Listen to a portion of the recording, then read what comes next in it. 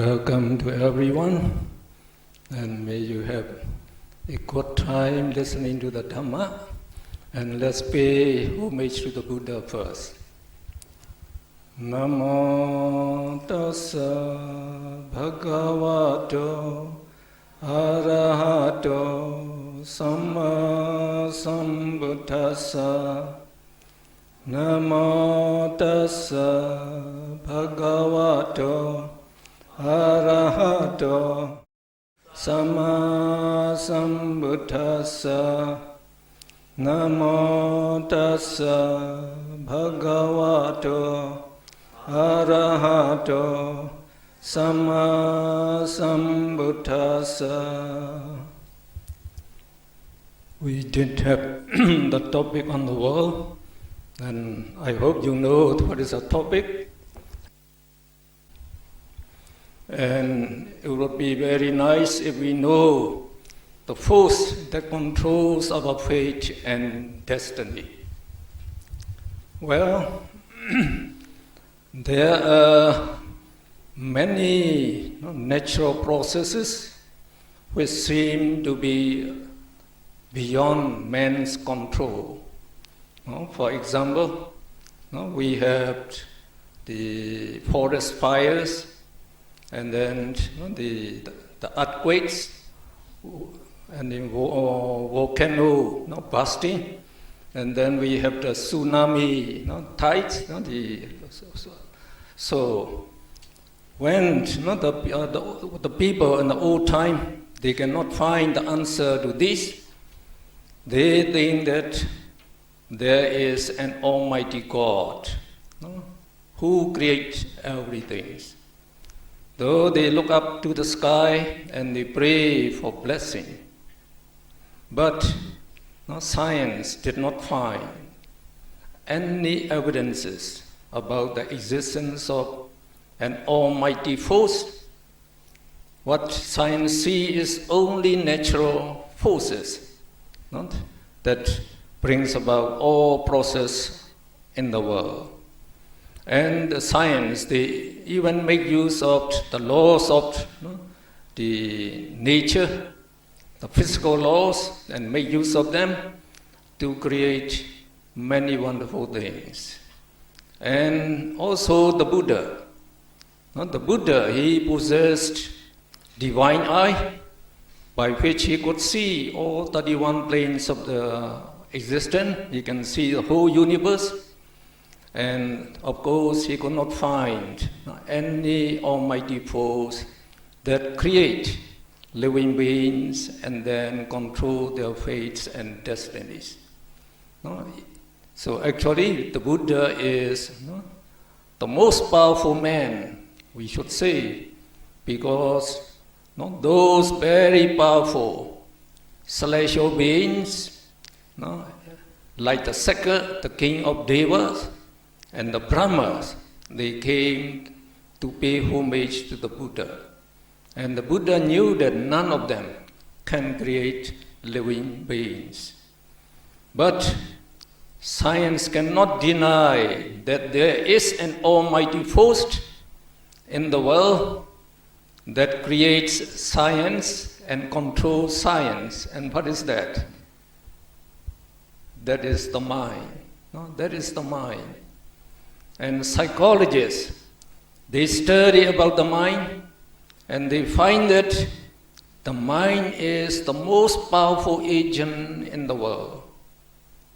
And the mind has unlimited powers to create cities and nations, cultures and civilizations, science and technology, bullet trains and ocean liners, and then Boeing jets and the super spaceships, and then computers and the space satellite communication, etc. So, actually, as the mind controls all the actions of the man, actually, it is the mind that create all these wonderful things. So remember, the mind. It controls our body. It controls the brain. It controls all our thoughts, all our speeches, and all our actions. We cannot move without the mind-born materiality. So those who study Abhidhamma, they knew that the mind can produce Chaitya Rupa, mind-born materiality, and this materiality actually moved our hands and our legs and our mouth so that we can speak and we can perform actions. So the mind is actually the most powerful force, as far as we know, in the world. And as the mind is very, very subtle, it cannot be detected even by the latest scientific instruments. So even scientists and like the medical doctors, they think the brain is functioning as the mind. And that is not correct, because the Sir John Axel, who is the foremost neurologist at the present time, he is an English doctor, and he made thorough research about the brain, and he made the statement. He said the brain is a kind of computer operated by a ghost. And by that ghost, I mean it is something that cannot be detected by normal instruments. And as he didn't know the mind, he didn't know who controlled the brain. Actually, it is the mind that controls the brain. For example, if we put our hand like this, you ask your brain to move the hand. What the brain, how the brain would move it. Can the brain move it? So, without your intention to move, and your mind giving the command to move it, then only you can move it. It is not the brain.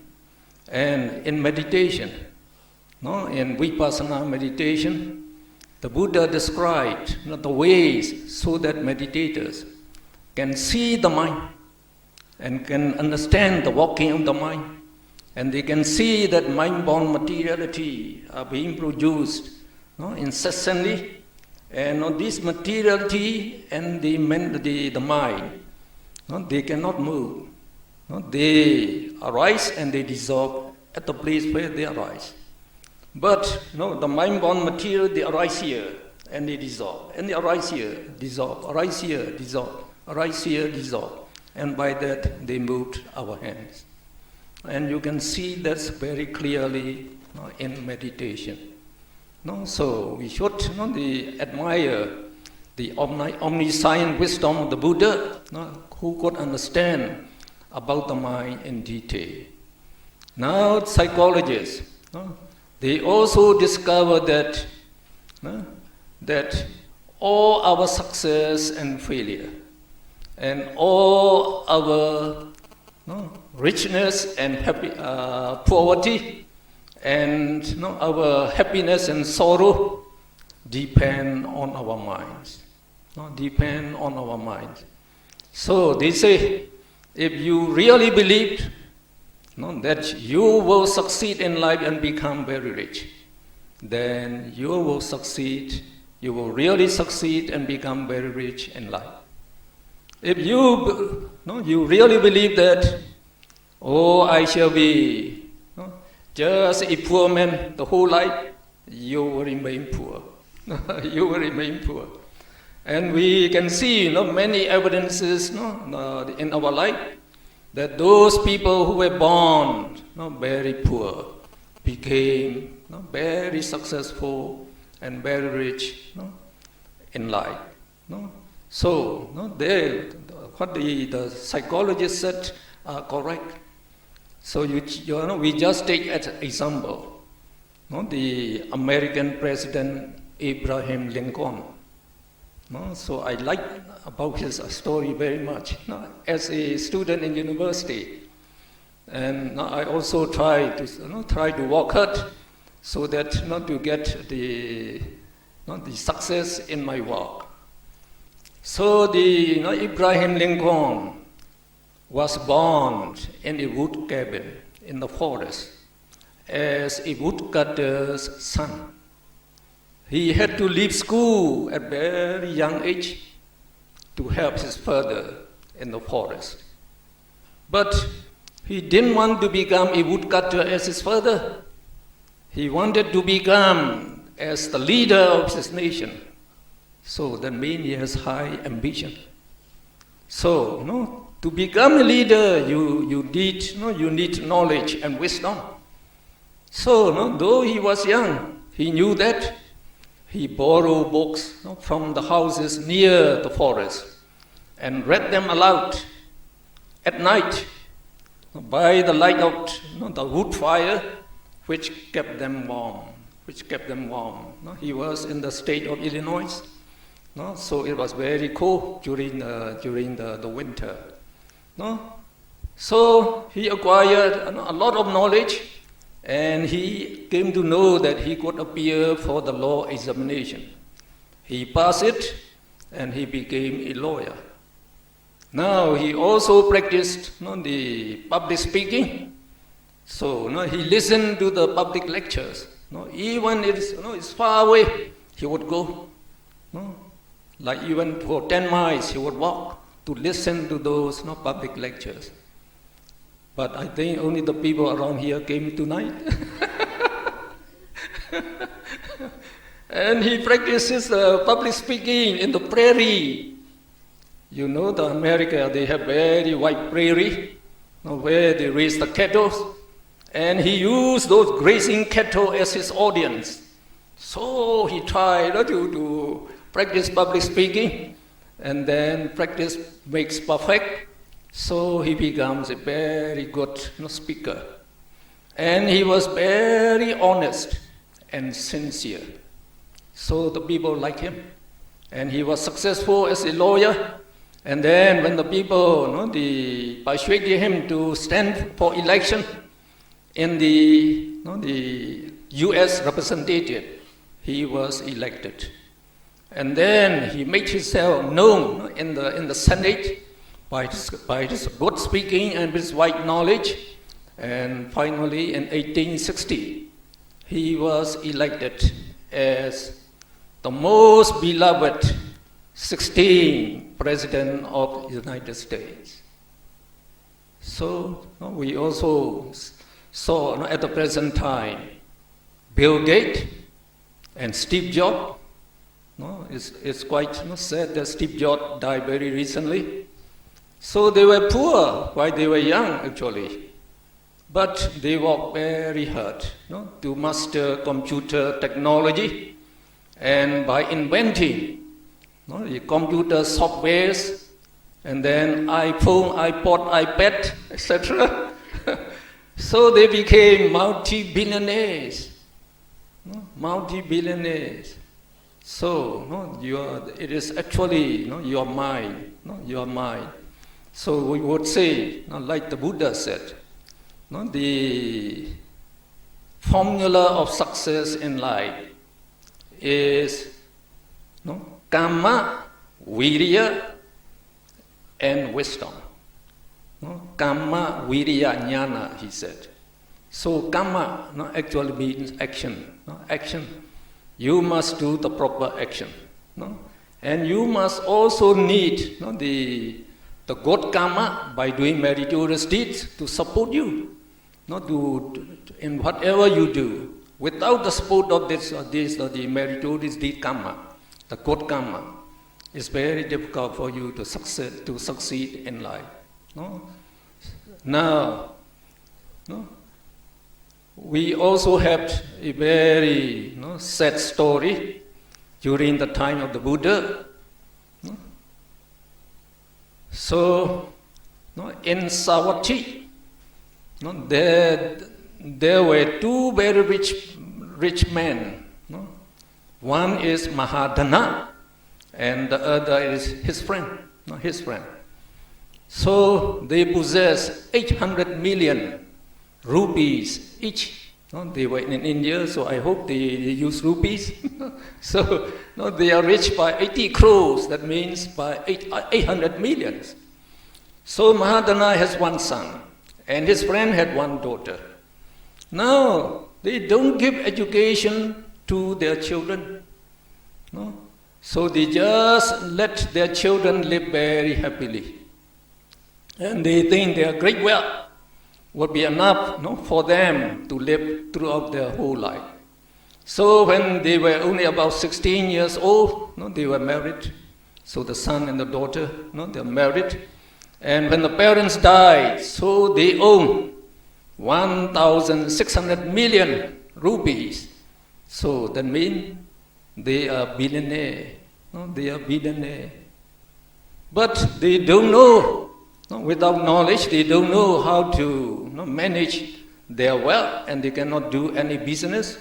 And there were a group of alcoholics who wanted to get their money. So they made friends with him, and then they even enticed him to drink alcohol. He refused at first, but they invented like you are taking the drinks from with the tube. So they put alcohol in the lotus flowers, and they suck it with the tube, not like you do now. You do now. So this the Mahadana's son, he became interested. Oh, what are you sucking? He said. Oh, it's a nectar. It's very, very, it tastes very pleasant. So let me try. So after trying several times, he became an alcoholic. And he didn't know, that he spent his money very freely on food, on drinks, and on giving the prizes to the dancers who entertain them. And his friends, they borrow money from him again and again without never giving back. So very soon, he became bankrupt. He had to sell his house, his properties, one after another. And they have no place, finally, no place to live and no food to eat. So they became beggars. They became beggars. Only when they were very old, the Buddha met them. On his arms round. Now, the Buddha told Ananda, now you look at that couple, with a cup in their hands, with each cup in his hand. They are once very, very rich, the people in Savatthi. Now they become very, very poor. And they actually have very good karma. So by good karma, you should understand the good deeds you have done in the past. Because of the good deeds you have done in the past, you have great the good karmas. And because of those good karmas, they are very rich. And actually they are also have great perfection. So the Buddha said, now when they were young, if they perform business with wisdom, and with effort, they would become first-rate rich people, first-class rich people.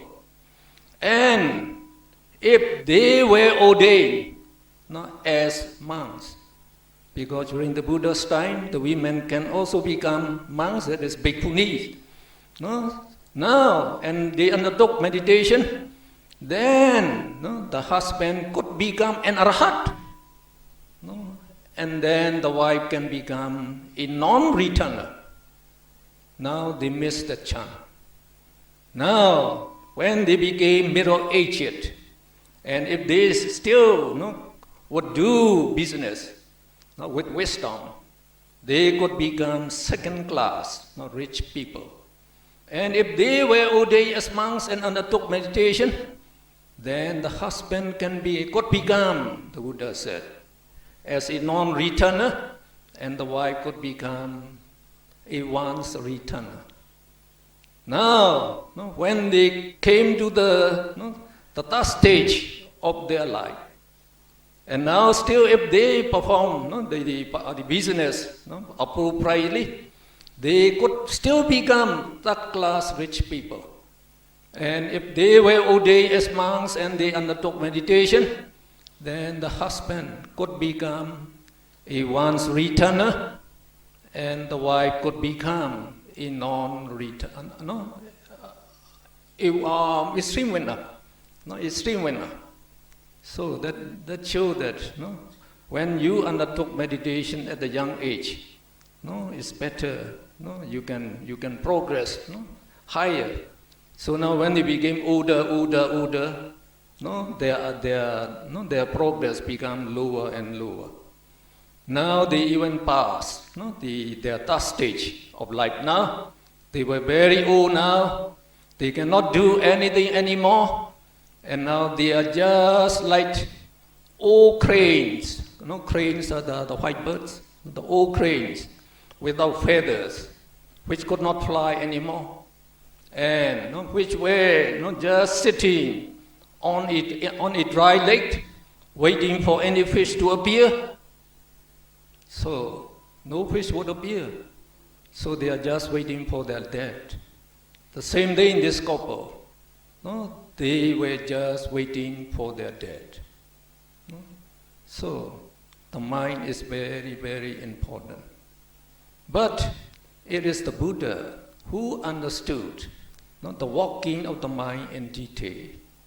And he found that it is the one property of the mind that is called karma, that really has the most powerful force to create living beings and to determine their fates and destinies. Now to understand this karma, you have to understand about the working of the mind to some extent. Now what is the mind? Don't answer. Whatever is the mind, never mind about it. So you have learned a bit about, you know now, the mind is a combination of consciousness and mental factors. So consciousness is the core and the forerunner of the mind. And it is that part of the mind that is aware of its sense object. And the mental factors, they arise depending on this consciousness, and they help consciousness to know each sense object, and they influence the mind in various ways to make the mind most powerful. And among these 52 mental factors, 13 are neutral. And these neutral ones, they are very, very important to us. They are actually our very valuable qualities if we can make use of them. And then 14 of them are immoral, with the lopa, greed, dosa, anger, moha, ignorance as the leader.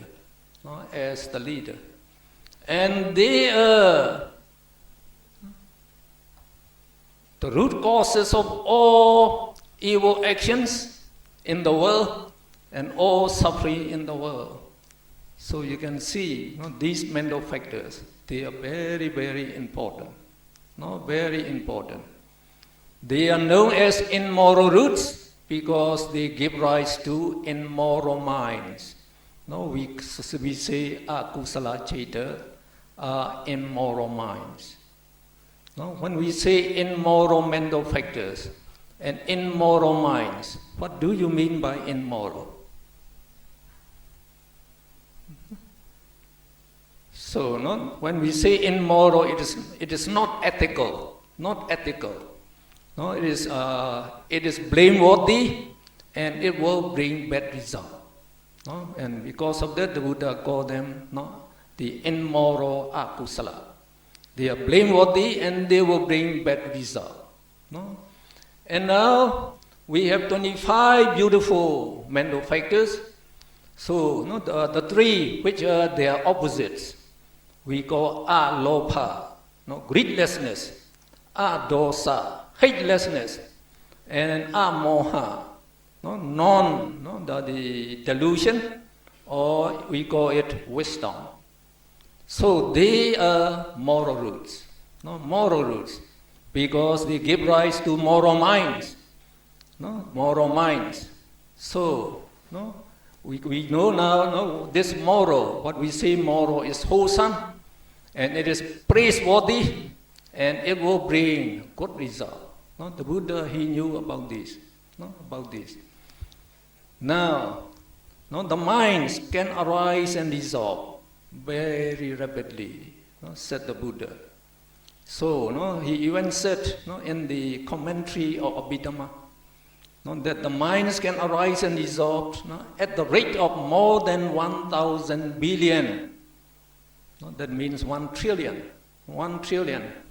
Just in one snap of the hand. No, just one snap of the fingers.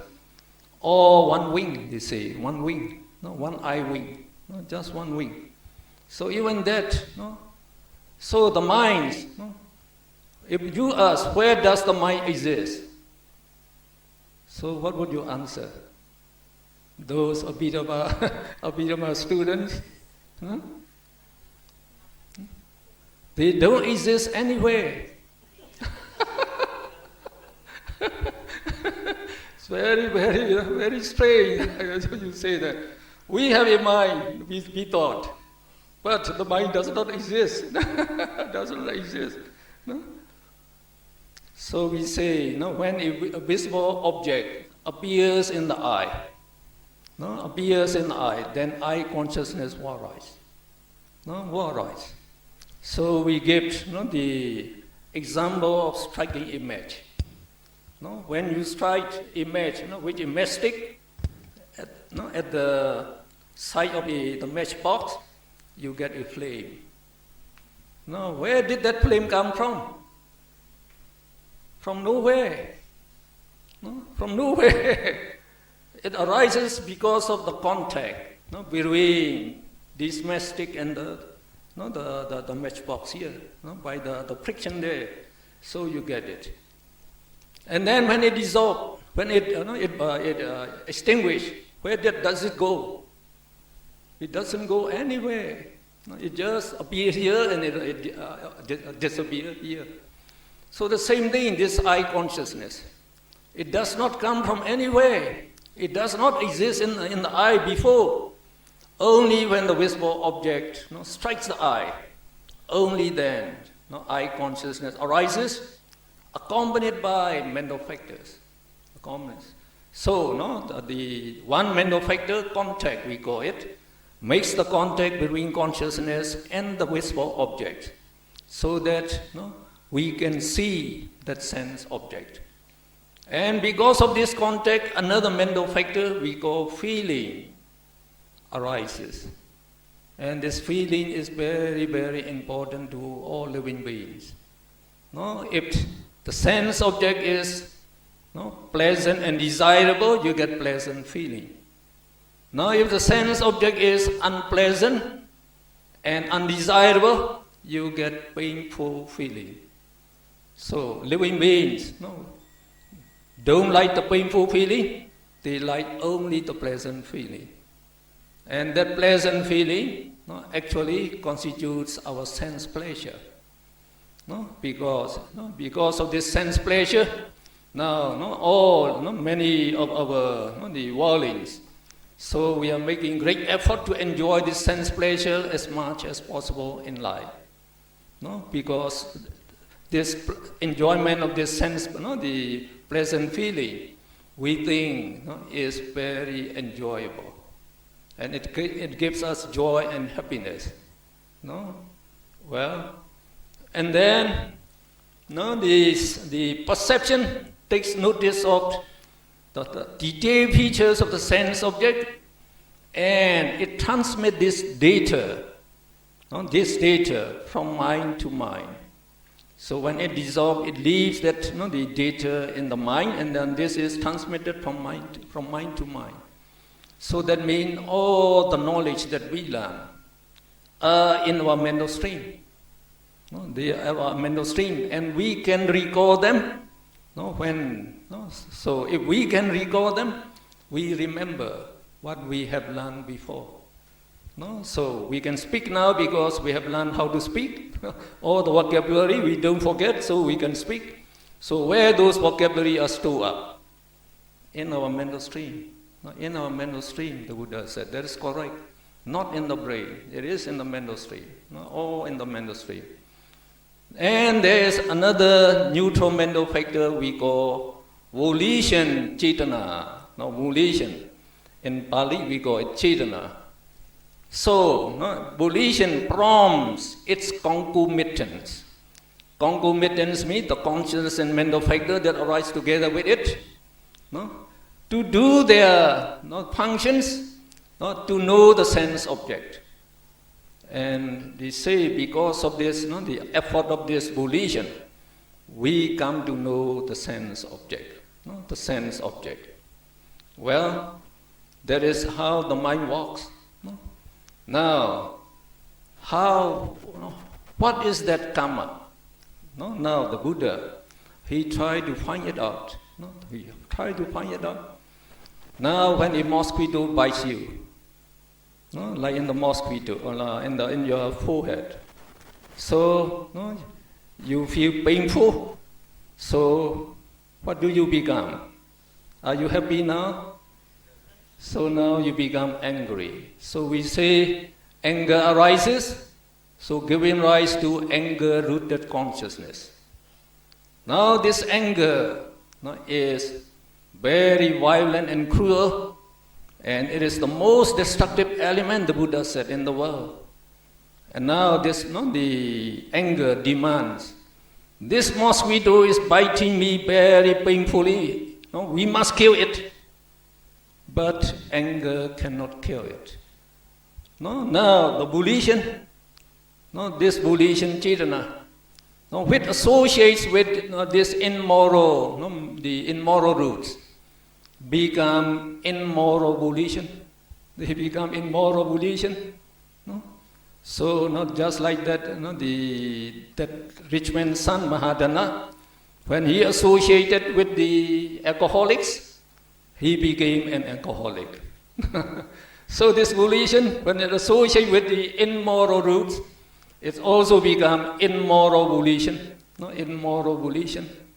Now this immoral volition, it prompts, it acts on its concomitant, it prompts them to do their respective functions, to accomplish this killing action.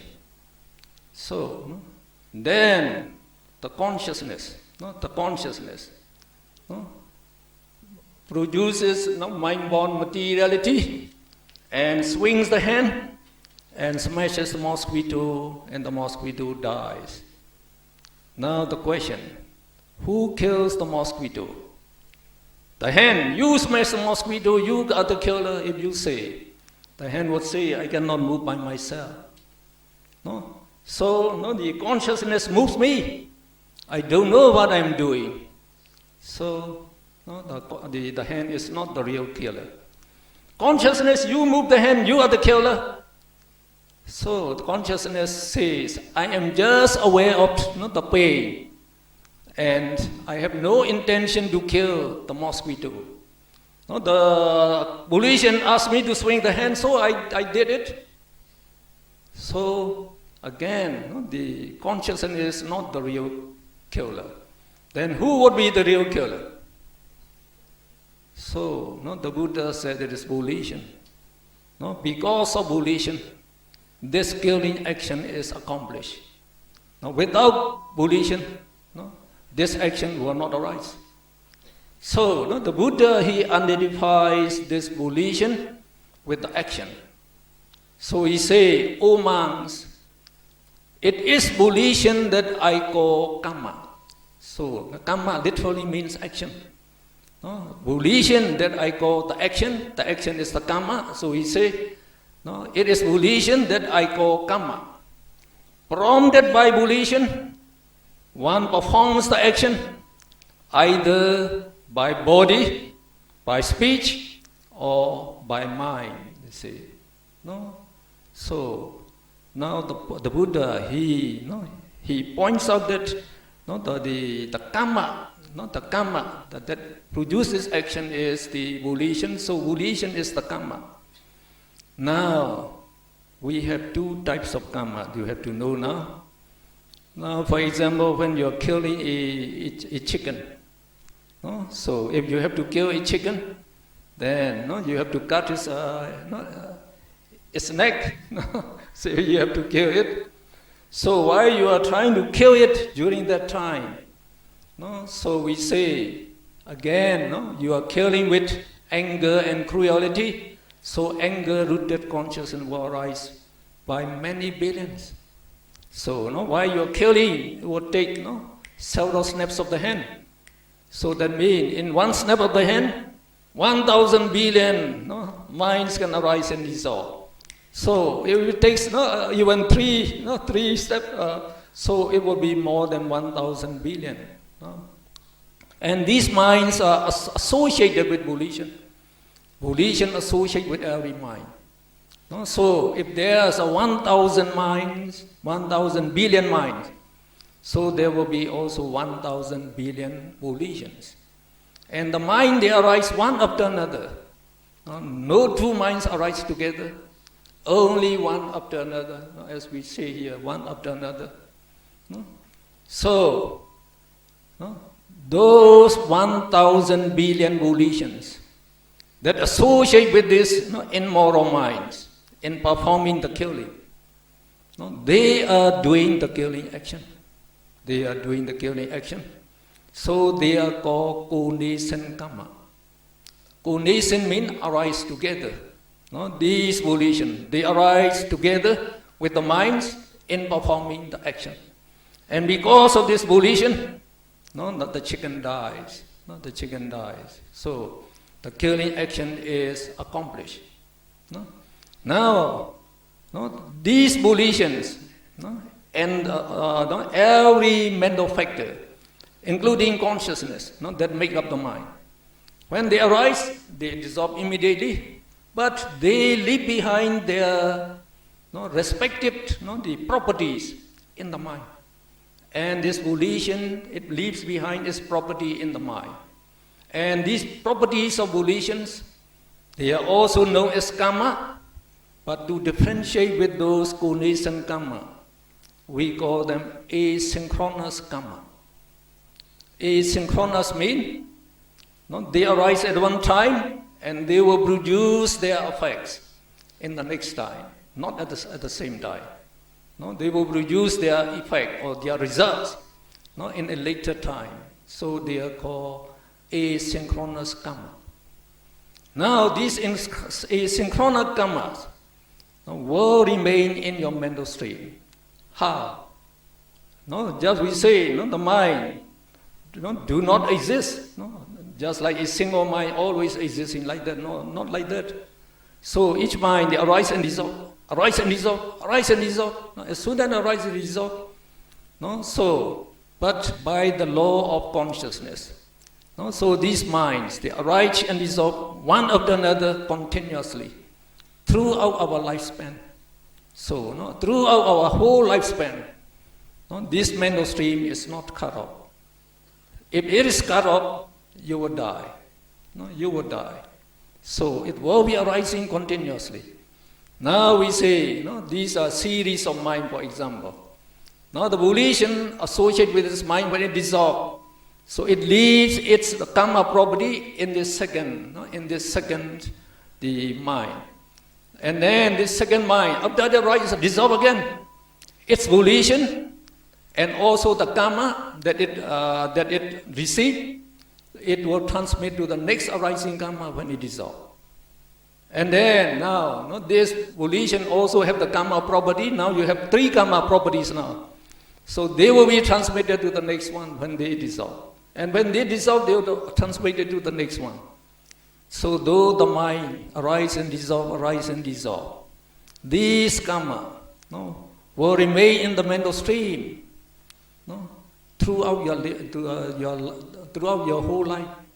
It will be in your mental stream, transmitted from mind to another.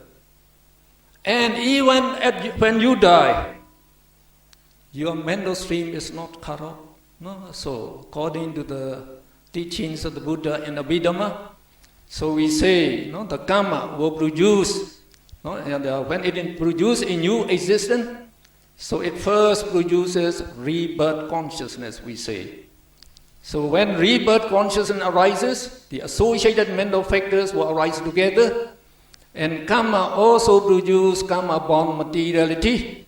So this consciousness have to depend on the heart base contained in this karma-born materiality. So they have to arise together, and they make up all the 5 aggregates of mentality, materiality, that constitute a living person. So we say you are conceived in your mother's womb. When this rebirth consciousness arises, then that karma will keep on producing its resultant consciousness one after another. So for us, the immoral karma produce our existence. So when we perform meritorious deeds, like listening to the Dhamma talk, at present, we are performing meritorious deeds. Though you don't know, we are performing meritorious deeds. So when we pay attention to the Dhamma, the teaching of the Buddha, the teaching of the Buddha can eliminate all the defilements that we call this lopa, dosa, moha. So while we are listening to the Dhamma, this lopa, dosa, moha do not arise. So if they do not arise, then we say only those beautiful mental factors will arise. So while we are paying attention to the Dhamma, so we say the alopa is greedlessness, hatelessness, wisdom arise, and we get this moral mind we call mahakusala chaita. So moral minds arise in us now by, as we say, 1,000 billion moral minds every snap of the hand. So that means in 1 second we are acquiring many billion good karmas. Good karmas every snap of the hand we are acquiring. So we say by listening to the Dhamma for 2 hours, so you get many billions and billions of good karmas, and these good karmas are much valuable than American dollars. Remember, so you will become multi-billionaire in one night. In one night you become multi-billionaire. You are richer than those American billionaires. You should know like that, because those American billionaires, they are not sure when they die they will be reborn in the blissful realm. But you are sure, because of this good karma, you will be born in blissful realms again and again, more than 1 billion times, that means. So that means it's very, very valuable. And we should believe in these karmas. They really exist. And they are taught by the Buddha. And the Buddha, whatever he taught, he gave the ways how you yourself can understand, can see by your direct wisdom. So in meditation you can see your karma. You can see your karma. You can know what karma give rise to your present existence. So you just please come and take meditation here regularly. So we have meditation teacher, very good meditation teacher, Venerable Okansa. So he will guide you. So you have to exert the effort, because these are very, very, very, very fine and noble. So we have to exert the effort, and we can know. And many people have already verified. So like during the Buddha's time, there are millions of arahats and noble persons. They could see this karma. And nowadays, many meditators in the international forest meditation centers, especially in Myanmar, so many could also see, have already seen actually, had already seen. So this karma will produce its resultant consciousness. So we are born with this, the resultant consciousness of this moral karma. So we call Mahavipaka Cheta.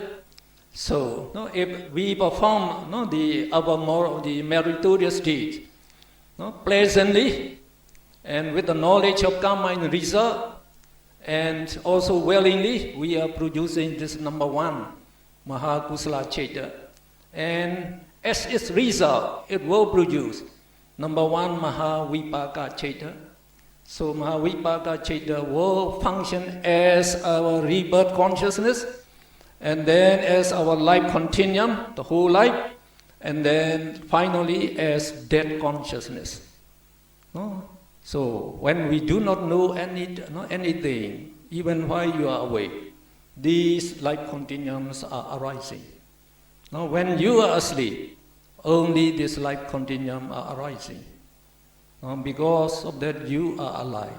Otherwise you would die. So now all these karmas and the knowledge that you learn are transmitted from mind to mind. So they are all recorded in the mental stream. So like in the case of the Buddha, as soon as he saw a person, he could see all his past lives and what he had done in that past lives. And then the Buddha would give meditation which is suitable to him. And then he became enlightened very easily. So, okay. Now, we know what is karma now. So when we perform immoral action like killing a chicken, so billions of the volitions arise. So we get billions of coordination karma, and when they dissolve, we also have billions of asynchronous karma. We have two types of karma. And the same thing why we are paying homage to the Buddha. Not just you bow one time. Buddham pujemi. I pay respect to the Buddha. So you developed 1,000 billion moral minds, and you get 1,000 billion moral karma. So at no cost. At no cost. How nice. If we know there are this karma, we can get them very, very easily. And because we don't know them, we miss them. And we don't know what will happen after death. So the Buddha said it is very important that we are not born in the woeful state after death. So once you're born in the woeful state, you have to suffer very miserably for millions of existences. It's very difficult to regain the human existence again. So we have to make use of this karma, the law of this karma, not the karma law, so that we will have good fate and destiny, every future existences, and we can do that. So when we perform immoral action, just even saying prayers to the Buddha, so we get billions of good karma in our mental stream. So these good karmas will be transmitted from mind to mind throughout this life, and then to the next life as well. And they will produce their result, their effects, whenever they have the chance to do so. So, because of it, the Buddha said, now if you perform an immoral action, like killing a mosquito, immoral action, with immoral minds, then the immoral karmas will follow you light of the light, just like the wheel of a wagon follows the hoofs of the ox that draws the wagon. And the Buddha said, if you perform immoral action with moral minds, then you get billions of good karma, and they will follow you, light of the light, just like your shadow, which never leaves you. And they will bear their good result and happiness in all these existences. So they are very, very reliable, the good karmas. And the bad karmas are very terrible, actually. No?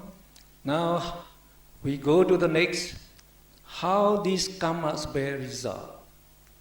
So, we have two types of karma, we say now. Because of the condition karma, we also have the result there. Like if you kill a man, if we kill a man, then we committed murder. So we'll be arrested and then tried in court, and then we shall be sentenced to death. So according to human's law, if we kill a person, then we have to be killed in return. So they say it is justice. So they say in the old time, they say an eye for an eye, an ear for an ear. So that's the way how they make the judgment. If you blind another man, so you have to be blinded. So in your life you have to be blinded. So they have their law like that. Now we know the result of this, the condition karma. So we see that a good action will bring good result immediately, and a bad action will bring the bad result immediately. And this is only human law deciding for the justice. Now this karma law, it is independent. Karma law is independent. It is a natural law, not operated by any Almighty God. Nobody can control this law. Even the Buddha, who is really most powerful person, could not control the karma, this karma. It will bear result if it has the time is right to bear result. It will bear result. The Buddha cannot stop it. Cannot stop it. Nobody cannot stop it. So it will act on you. It will bear results on you. Okay. Now, they give the law of karma. Karma will produce results similar to it. So these asynchronous karmas, they are compared to the plant seeds, to the plant seed. For example, a mango seed will give rise to a mango plant. And then an apple seed will give rise to an apple plant. And then they will bear the mangoes and apples. So they will bear many fruits. Every season they will bear, and for many seasons they will bear fruits. So that means from one seed you can get a plant and many seed can give many plants. So it can multiply. Now in the case of karma also, as when you are killing the mosquito, as more than 1 billion the bad karmas has arisen, then the return action will come by 1 billion-fold. You have to be killed for 1 billion times. That means. So it's very terrible actually, this karma. We should know about that. So we say, number one, karma will bear result similar to it. And then they say, number two, as you sow the seed, so you will reap the fruit, they say. So another one. And then they say, who does good will receive good, and who does bad will receive bad.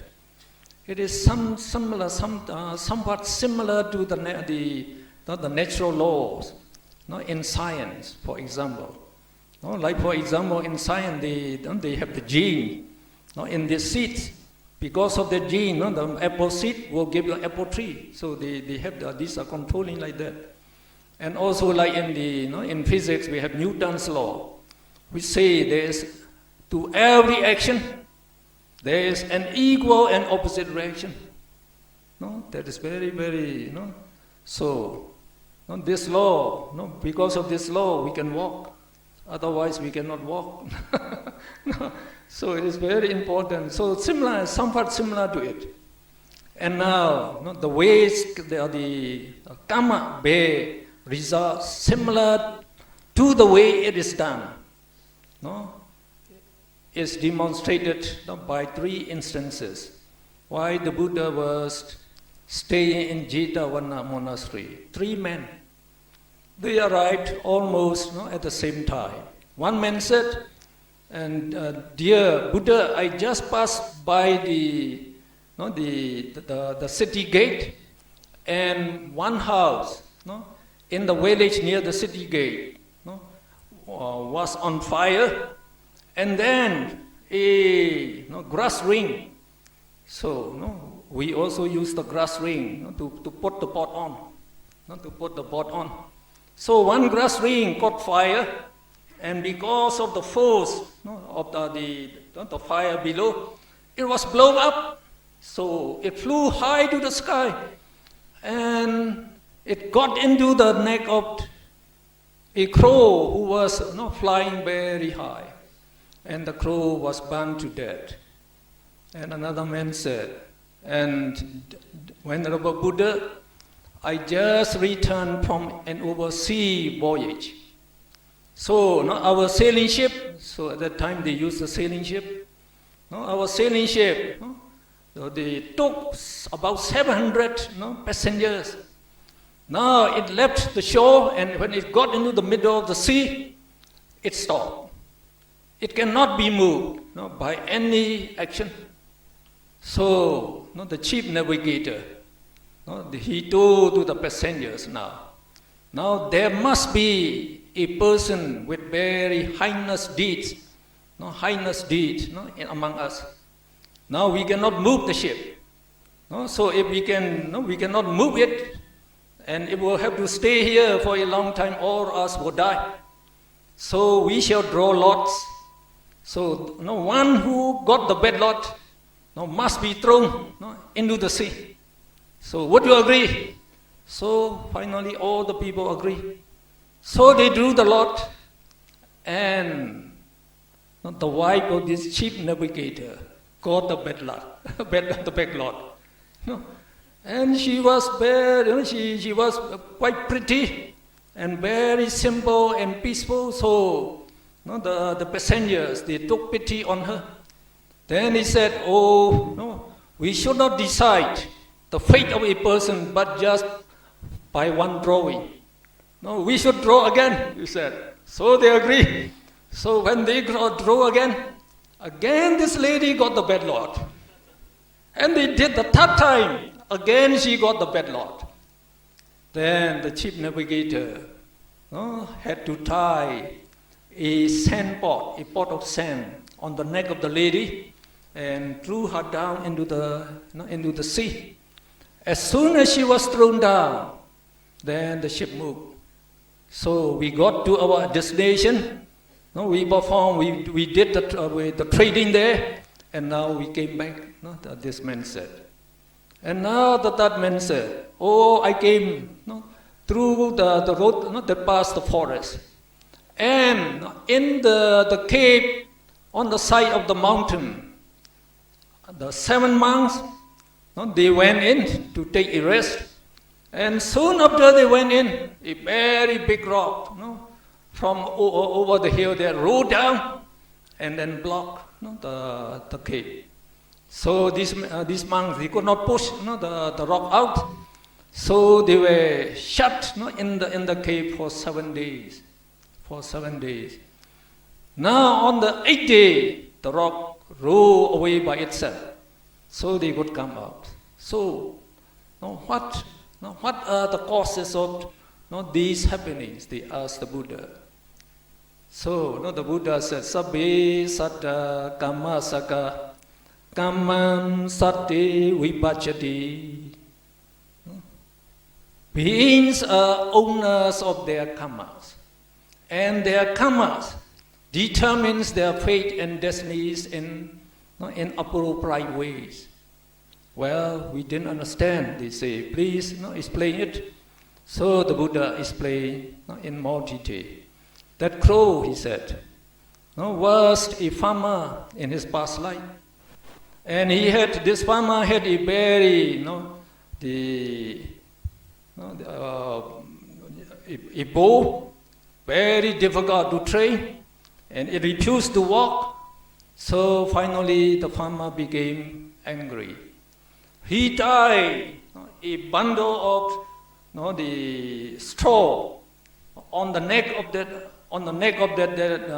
bull, and set the straw on fire, and let the bull ran away. So the bull ran, and finally it died. And now, when this farmer died, he became the crow. He flew. The crow flew very high on the sky. So he could not escape the consequence of his bad karma. That burning, the glass ring got into his neck, and he had to die in the same way as he killed the bull. And now, that the wife of the chief navigator. So in her past life, she was a village maiden, quite pretty, and she had a lover, and the lover died very young. And he became a puppy, a little dog. And this dog could remember his past existences. So he remembered this maiden to be his sweetheart. So he followed this maiden wherever the maiden went. So when she went to town, the village boys, they mock at her. So they say, now, the huntress is going hunting with her dog. She will bring very good meat for us. So we just wait, to eat good meat. So this maiden, she got ashamed. And then the next time she went out, so she drive away the puppy not to follow her. But the puppy insisted to follow her anyway. So again she became angry. She didn't know the puppy is her lover. She didn't know. So be careful when you are cruel like that. So she tied a small pot of sand on the neck of the little puppy and threw it into the ditch water. So the puppy died. So she had to die in the same way. And those 7 months, they were cowherds in their past existence. So they look after many cattle of many people. So one day when they were about to drive the cattle back, they saw a monitor lizard went into the hole of a mount. So they put some grass and some branches, close the hole with the intention we will catch the monitor tomorrow. But the next day they changed their plan. So they went to another grassland to feed their cattle. So for 7 days they went there. And only on the 8th day they came back to this old grassland again. So that's the way they did. Because when the cow had eaten all the grass, then when no grass, they have to change. And after 7 days, the grass will grow again. So they came back. Now when they saw the mound, they remember the monitor lizard.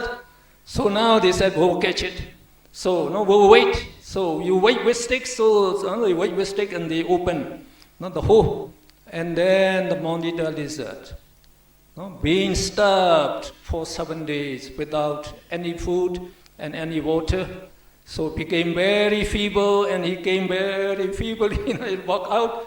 So they took pity to it, and so it let it go. And so they have to be close, without food and water for 7 days. And because they don't kill the monitor, so they were also, so they also escape from death. So now we can see, karma, they used to produce the result similar to the way it is done. And we should understand, it will produce its result not only once. It will produce many times. many times. And though we don't know about it, we don't know about it. But during the Buddha's time, there's a lady Arahat by the name of Dhammadinna. So Dhammadinna, she was foremost in preaching the Dhamma. And she also attained supernormal power to see her past existences. And in one existence, she saw that she was the wife of a Brahmin. And one day, a very close friend of her husband came to the house. So the husband told her to cook good food. She went to the market, and she was already late and could not get any meat. So when she came home, what to do without meat? So the food would not be good. So she killed the little kid. That means the little goat, the little goat that she reared in the house. Just imagine, this little goat would be very lovely. If you rear in your house, very lovely, will play with you, very intimate with you. But now she could kill it by cutting its throat and cook the food for the guests. And her husband and the guests admire her. Oh, you're a very good housewife. You serve us very good food. But don't enjoy those praises. Now when she died, she had to be born in hell and have to suffer in hell for thousands of years. So that means why you are suffering in hell. Actually you have to suffer for many existences. When you are burned, like in the molten, when you are put in molten iron, you will die. But as soon as you die, you will be born again. As soon as you die, you are born again. Because that karma keep on producing you. And we are also dying every moment. Actually now, according to the teaching of the Buddha, when one consciousness arises and dissolves, we die actually. Because we say we have psychic life in one mental factor, and also material life in kamaja rupa. So when they dissolve, they perish. So these material life and psychic life are cut off. So that means we die momentarily. But immediately the karma produce us, bear us again. So produce another rebirth, the resultant consciousness and its concomitant, and also kamaja rupa. So we are born again. So just like that, you have to suffer billions of existences in the hell. And even after she escaped from hell, she became animals and many times as their hairs on the body of the little kid that she killed. So you could see it's very, very terrible. So because of that, the Buddha said, don't kill any living being. So those people who said, the animals are created by God for the use of the human beings. They have no intelligence, so no sin by killing them. That is not correct. And this lady, this Brahmin's wife, actually during that time, they may believe like the Brahmana, the Brahmana teaching, so which say that Mahabrahma created living beings, and all these the animals are created for our use. So no harm, no sin by killing them. So she dared to kill it. So these are not correct. Not correct. So what the Buddha is saying is our mind. Our mind is very, very powerful force, remember. So why we kill them? These immoral minds arise by billions, and they produce billions of immoral minds. So these karmas, they are very powerful. Very powerful. So because as the Buddha understood that, so he said, don't kill any living being. No, don't kill any living being. No, so all living beings want to live. They are afraid to die. And as you are afraid to die and you kill other living beings, it is unjust. And the Buddha said, who live unjustly, performing unjust action, they will be born in hell when they die. So we should. And then another case. So we have also during the Buddha's time, a very beautiful lady by the name of Ambapali. Ambapali was born spontaneously on a mango tree. On a mango tree, spontaneous rebirth. So she had not to be conceived in a mother's womb. Born as a full person, spontaneously. So this karma can give rise to spontaneous rebirth. So all those celestial beings, they are born by spontaneous rebirth. So if you perform meritorious deeds and you make the wish that let me be born spontaneously in the next life, you can be. So as this Ambabali did. So she was born by spontaneous rebirth, very beautiful. So born at the age of 16, like at the age of 16. So the mango garden belonged to the Lakshmi princess who ruled this Vaisali country. So the gardener gave beautiful clothes to this girl, and he took the girl and to the princess. Now the princess, as soon as they saw Ambapali, as she was exceptionally beautiful, so every one of them would like to get her, but they could not take it. So it should be justice, they say. So finally they decided to make her a courtesan, appointed by the court. Courtesan they call it, and now at the present time we call prostitute. At that time they are courtesan, not ordinary prostitute actually. So those who like to enjoy with her must pay 1,000 rupees for 1 day. For 1 day. And among her clients, King Bimbisara was included. And at that time, King Bimbisara was also young. He was young at that time.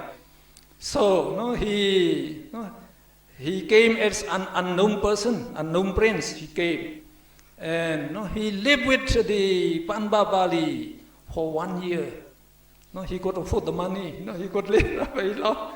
And the Ambapali got a son with this the King Bimbisara, King Bimbisara, and the son became a monk.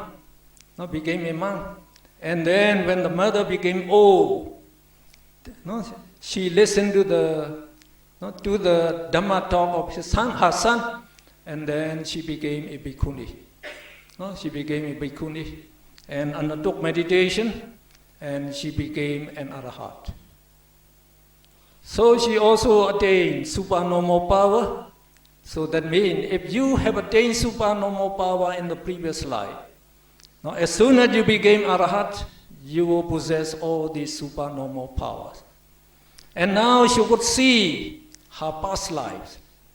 And she said, she had met 4 Buddhas. So she was very significant actually. So the first Buddha was called Pusa Buddha. At that time, she was the sister of the Buddha, and she was rich, and she had the chance to give alms food and the robes to the Buddha and to the monks.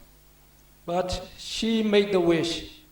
She makes the wish only to become very, very beautiful in her future existences. May I be exceptionally beautiful in every future existence. She made the wish, not for Nibbana. So that means she had to go a long way.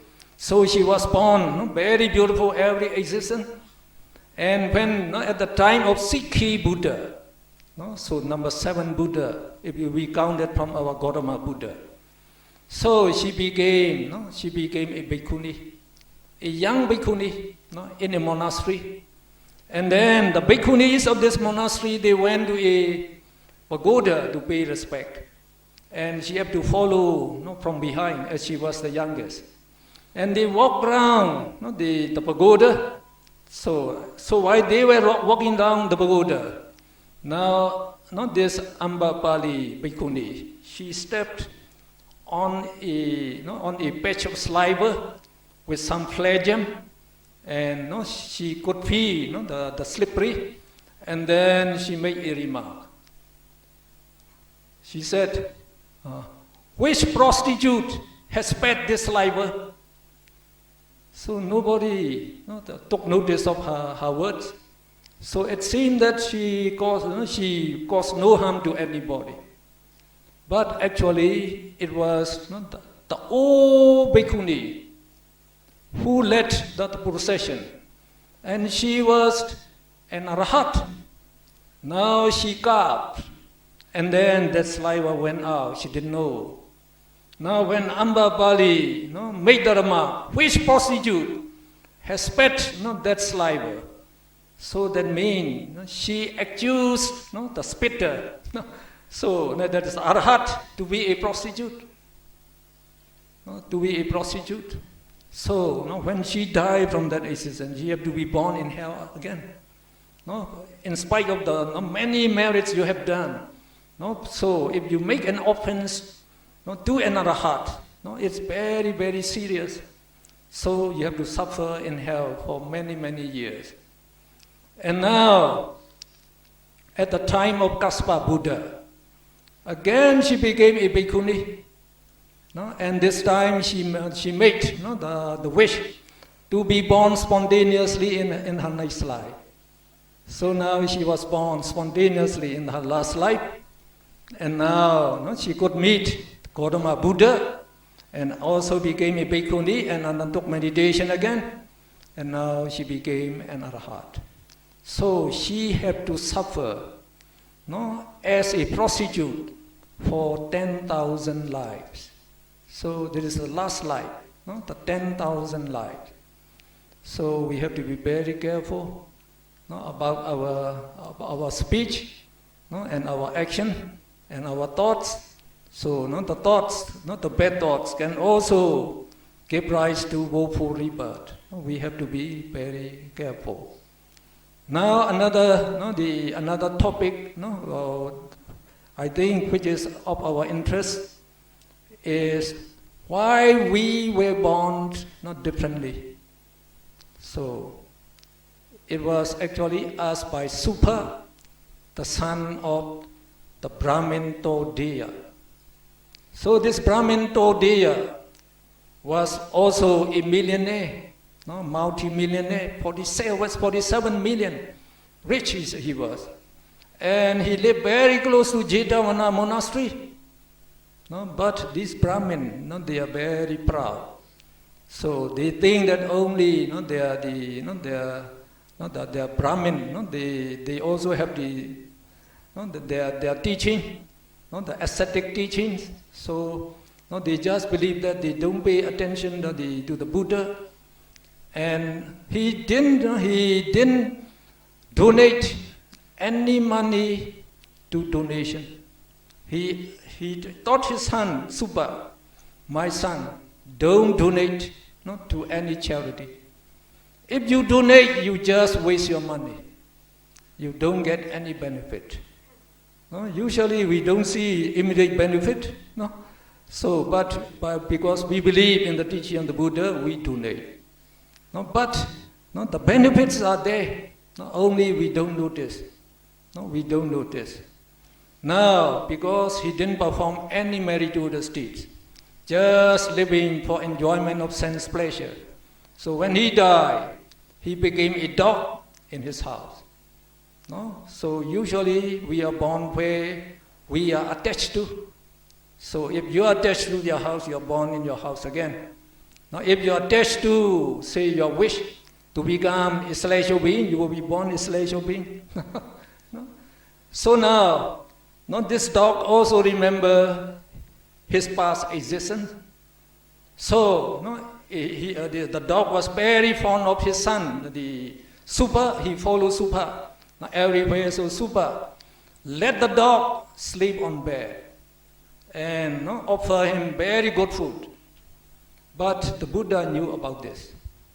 And when the Buddha saw some benefits, so he performed it. So one day, on his arm around, he passed in front of this house. So the dog came out and barked at the Buddha. And the Buddha stopped, and the Buddha looked at turned to the dog, and the Buddha said, "You, Todiya, you didn't pay respect to me when you were a man. Now when you were a dog, you bark at me." So the Buddha went. He just said that. No, he knew. No, those words will have the effect. No, now the dog became very sad. Oh, no, the Gautama knew about my past existence. Very shameful. I became a dog. So he lowered his stay. And then he went inside the compound and slept on a heap of ashes. So when his son Suba saw him sleeping there, he asked the servant, "Why did my dog sleep on the ash?" Because Gautama called him Todiya. Well, this Buddha, he accused that my father became a dog after death. I will go and quarrel with him. So angrily he went to Jetavana monastery. The Buddha was waiting. The Buddha knew that he would come. The Buddha, he came back, so he was waiting. And now, angrily, the Suba is coming to the Buddha. The Buddha just look at him, smile. And then when he come close, the Buddha just asked a question. "Suba, did you get the 4 gold pots left by your father?" The Buddha knew that he wanted to get these gold pots. He was looking for it day and night. Now when the Suba heard that, all his anger went away. So he said, "No, I didn't get it yet." "Did you want to get it? Do you want to get them?" "Oh yes, I want to get them." "Well, in that case, you go back. You feed your dog to its full. Now when he becomes sleepy, you tap on his back. Now you ask him, 'Daddy, Daddy, where did you keep the 4 gold pots?' The dog will tell you, 'Well, I better go back and try it.' If I get the 4 gold pots, it would be, I will become very, very rich. So if I don't get it, I will come and quarrel with this Buddha." Very violently, he said. So he went back. He fed his dog and became sleepy. So he did as what he was told. So, "Daddy, Daddy, where did you keep your gold pots?" So just imagine our human beings. So we are ready to call the dog Daddy when we want to get the gold pots. So that is this greedy, we say. So now the dog became very happy because his son called him Daddy now. Oh, he jumped up. So he ran to the place where he buried the gold pot and scratched the ground there. So when Suba asked his servants to dig there, he got the 4 gold pot. So he became a devotee of the Buddha. So now he asked a question to the Buddha. So he was quite intelligent. He was quite intelligent. So he asked the Buddha. Now the Buddha, there were many people on earth nowadays. No 2 persons are identical. Now what made the difference? Now he asked actually 14 questions. He said, why some were born with many diseases and some were born very healthy. And some were born, live very short life, and some can live very long life. And some were rich, and some were poor, he said. And then, and some were ugly, and some were Some are very beautiful. And some are born in the low caste and some are born in the high caste. And some have many friends and some have no friend. And some are very intelligent and some are very down, in their intelligence. What makes the difference? So again the Buddha said, Sabbe satta kamma saka kamman satte vipachati. So beings have the karmas as their own property. And then they have their karma. They are heirs, they are owners of their karma. Heirs of their karma. And they have their karmas as their parents, as their kin, and as their refuge. And karmas divide living beings into lowness and excellence. Again, so that is the essential thing actually. And now again he requested the Buddha to explain further, so the Buddha said, so those who were cruel and have no compassion to living beings, he would torture animals and other men. Now this man, when he died, he will be born in hell. But if he had done some good karma, and that good karma that he helped him to be reborn as a human being, then he will have a lot of diseases. And those who have compassion and for the living beings, and they don't cause any harm to any living beings, so they will be born very healthy, and they will live very healthy throughout their life. And now those who kills other living beings, like the animals, again they will be born in hell when they die. But if because of some good karma they are reborn as human beings, their life will be very short. And then those observe moral precepts, and then they don't abstain from killing. Now when they be born as human beings, they enjoy long life. So we got the full question now. And those who were rich, so they have donated generously to the poor people, to the temple, to the cause of the Buddha dispensation, etc. So because of this good karma, they were born very rich. And those who do not donate, so because of though they are born as human beings, they will be very poor, very poor. And those who were ugly, were short-tempered in their previous life, they got easily angry, and they will say harsh words to people, so insulting many people. So when they die and they are born as human beings, they will be very ugly. So again, those who observe moral precepts, and then they control their anger, they develop loving kindness, to allow all peoples to live without any harm, happily, so they will be born very beautiful. So if you want to be beautiful, don't be short-tempered. Try to control your anger, so your anger will make you immediately very ugly, remember.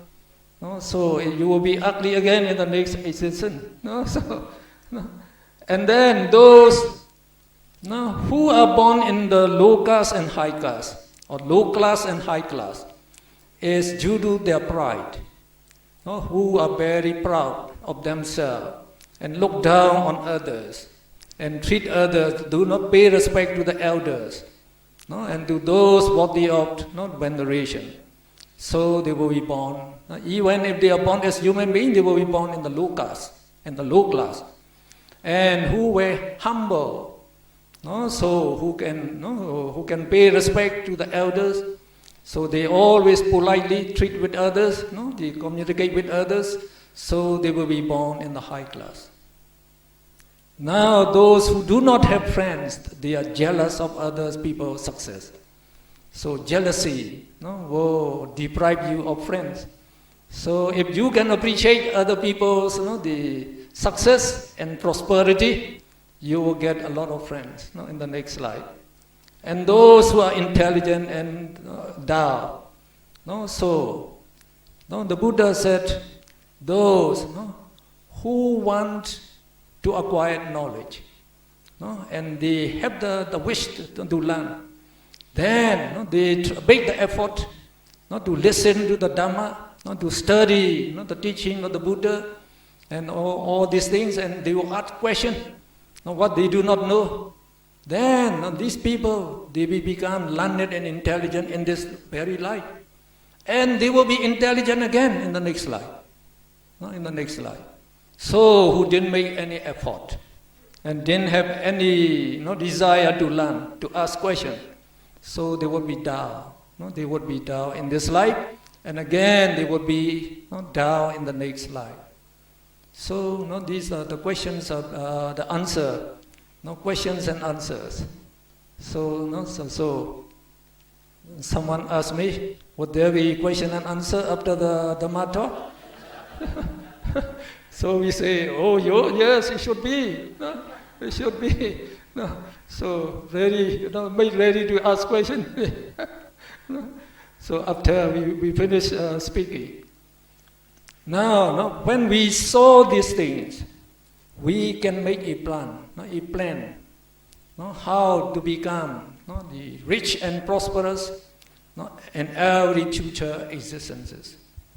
So, according to the Buddha, we should know what is good and what is bad, what is evil, and what is the right and what is wrong. And when we say what is moral, wholesome, and what is immoral and unwholesome. So the definition he gave is very simple, and actually it is based on karma and result. So other philosophers, psychologists, and learned people, they cannot give the correct answer. So what they think that what is good for you is good, what is not good for you is bad. So what people think like that. So not like that, the Buddha said. So the Buddha said, an action is good if it causes no harm to any living being, and it produces good result to you and to others, then it is good. Then we should not object to this. It is quite good. And an action is bad, he said, if it causes harm to someone, and it will produce, if it produces bad result to others and to you, then it will be bad. So when the Buddha knew about the karma and result, he could say very correctly. Like the kings, the emperors, when they have the strength, they try to invade, and they seize the other countries, get a lot of wealth. So they think it is correct for them, because they have a lot of wealth. And the Buddha said, no, because he caused harm to many people, he have to be born in the woeful state for many existences. As he could see the past, the present, the future. So he gave the correct answer. So according to this, so we know that the Buddha himself pointed out that there are 10 evil actions. That he said can the karma can produce the bad karma, and that will send you to the woeful state. So this 10 can send you to the woeful state. So please abstain from committing those 10 evil actions. So you already know, we have the 3 evil bodily actions. We say killing any living being, stealing other people's property, and then sexual misconduct. And then 4 evil speeches. So again, be careful of these 4 evil speeches. Not only the false speech that cause harm to others, but also like slandering, we say. Slandering is breaking the friendship of 2 persons. And then you have the abusive language, harsh talk. So that also make other people to be very sad, to be happy. And then, the gossiping or chatting. So be careful of that. We enjoy gossiping only with immoral minds, especially with greed-rooted consciousness. We just like to have fun. Talking just to fire away the time joyfully. So try to get fun. What happens with that girl? What happens with that boy? So with no profit, just wasting our time. And be careful. We are wasting our time. Is very, very precious. When we understand the teaching of the Buddha, our time becomes very precious. Like every second can produce billions of good karmas. So we can be billionaire every second. So if we can make use of the time properly. And then we also have 3 evil mental actions, the Buddha said. Covetousness. There is actually strong greed, planning to get other people's property illegally. And then they say the evil is plotting how to destroy other people's, the other like the living beings, like the animals, to kill them and to destroy them. Even while you are planning and plotting, your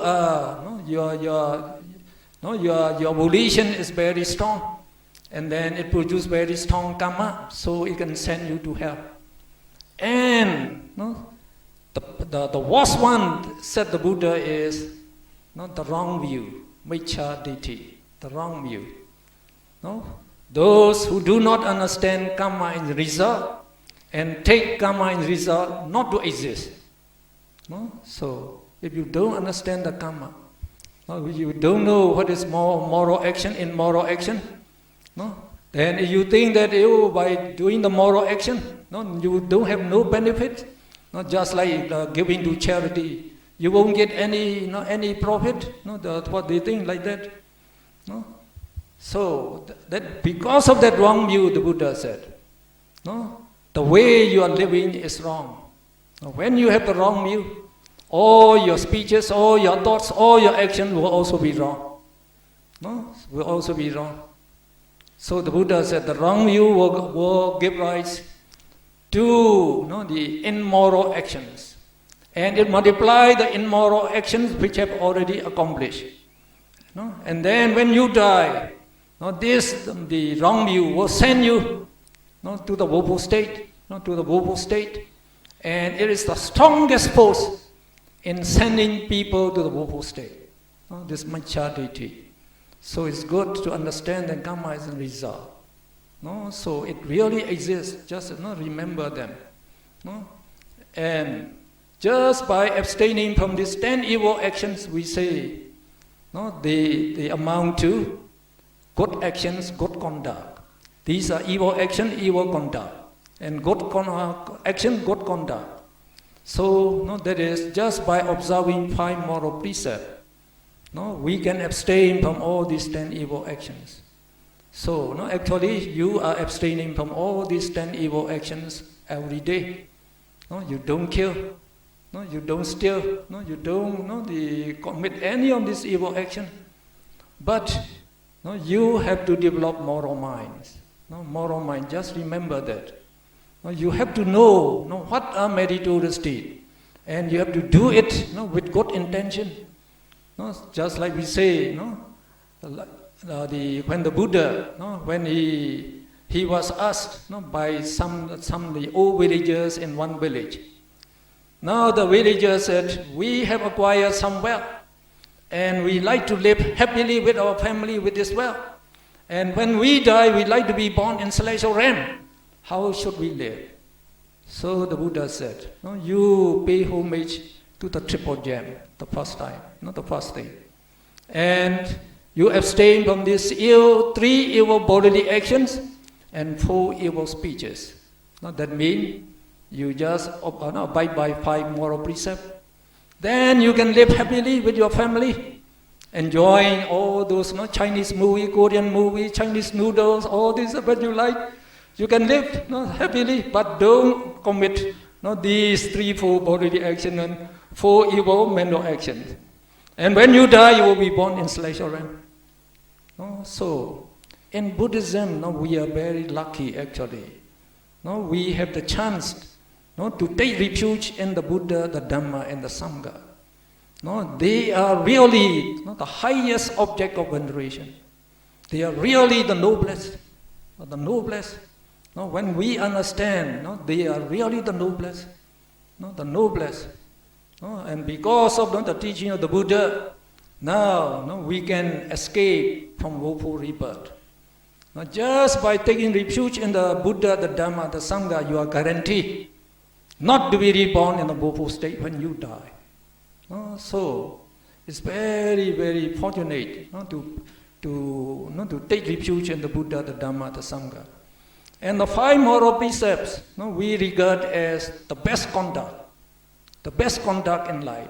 If you abide by them, then as you kill, you don't not cause any harm to any living being. You don't do any evil actions. No, you allow all living beings, including animals, no, to live happily, without any worry, without any danger. No, so that means you can live happily, no, for many, no, million existences in the future. No, as you let all the living beings to live happily. Remember action and reaction. So we will have, no, this result. No? So, and the Buddha said, no, we should practice almsgiving as well as, no, this moral precept.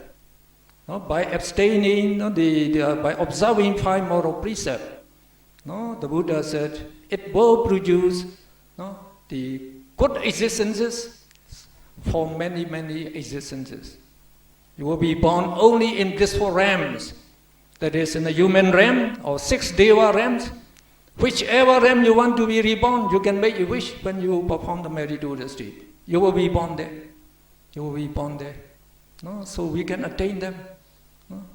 And then we should also, no, give, no, the alms to the poor, to the needy, especially, you know, to the temple, and then to the Dhamma propagation, like the Dhamma talk and Dhamma publication.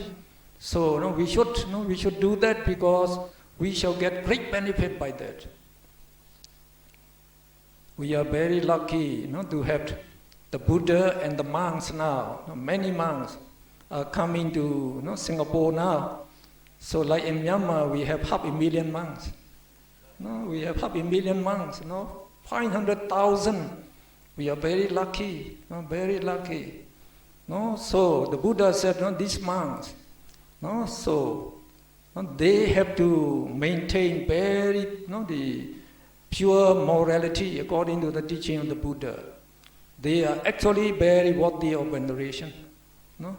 And then they are the most fertile field to plant the seeds of merit.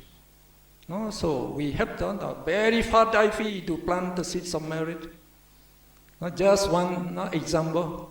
So during the Buddha's time, the Mahakassapa was an arahat, and usually he tried to develop extinction attainment, Nirodha Samapatti, very often. No? So that means he developed the extinction attainment for 7 days without taking any food, just sitting there. So, and then when he came out the extinction attainment, he would go for alms round, and then he would look at the people. He usually honor the poor people. So one time he went to a girl who lived in a hut alone because she had to watch their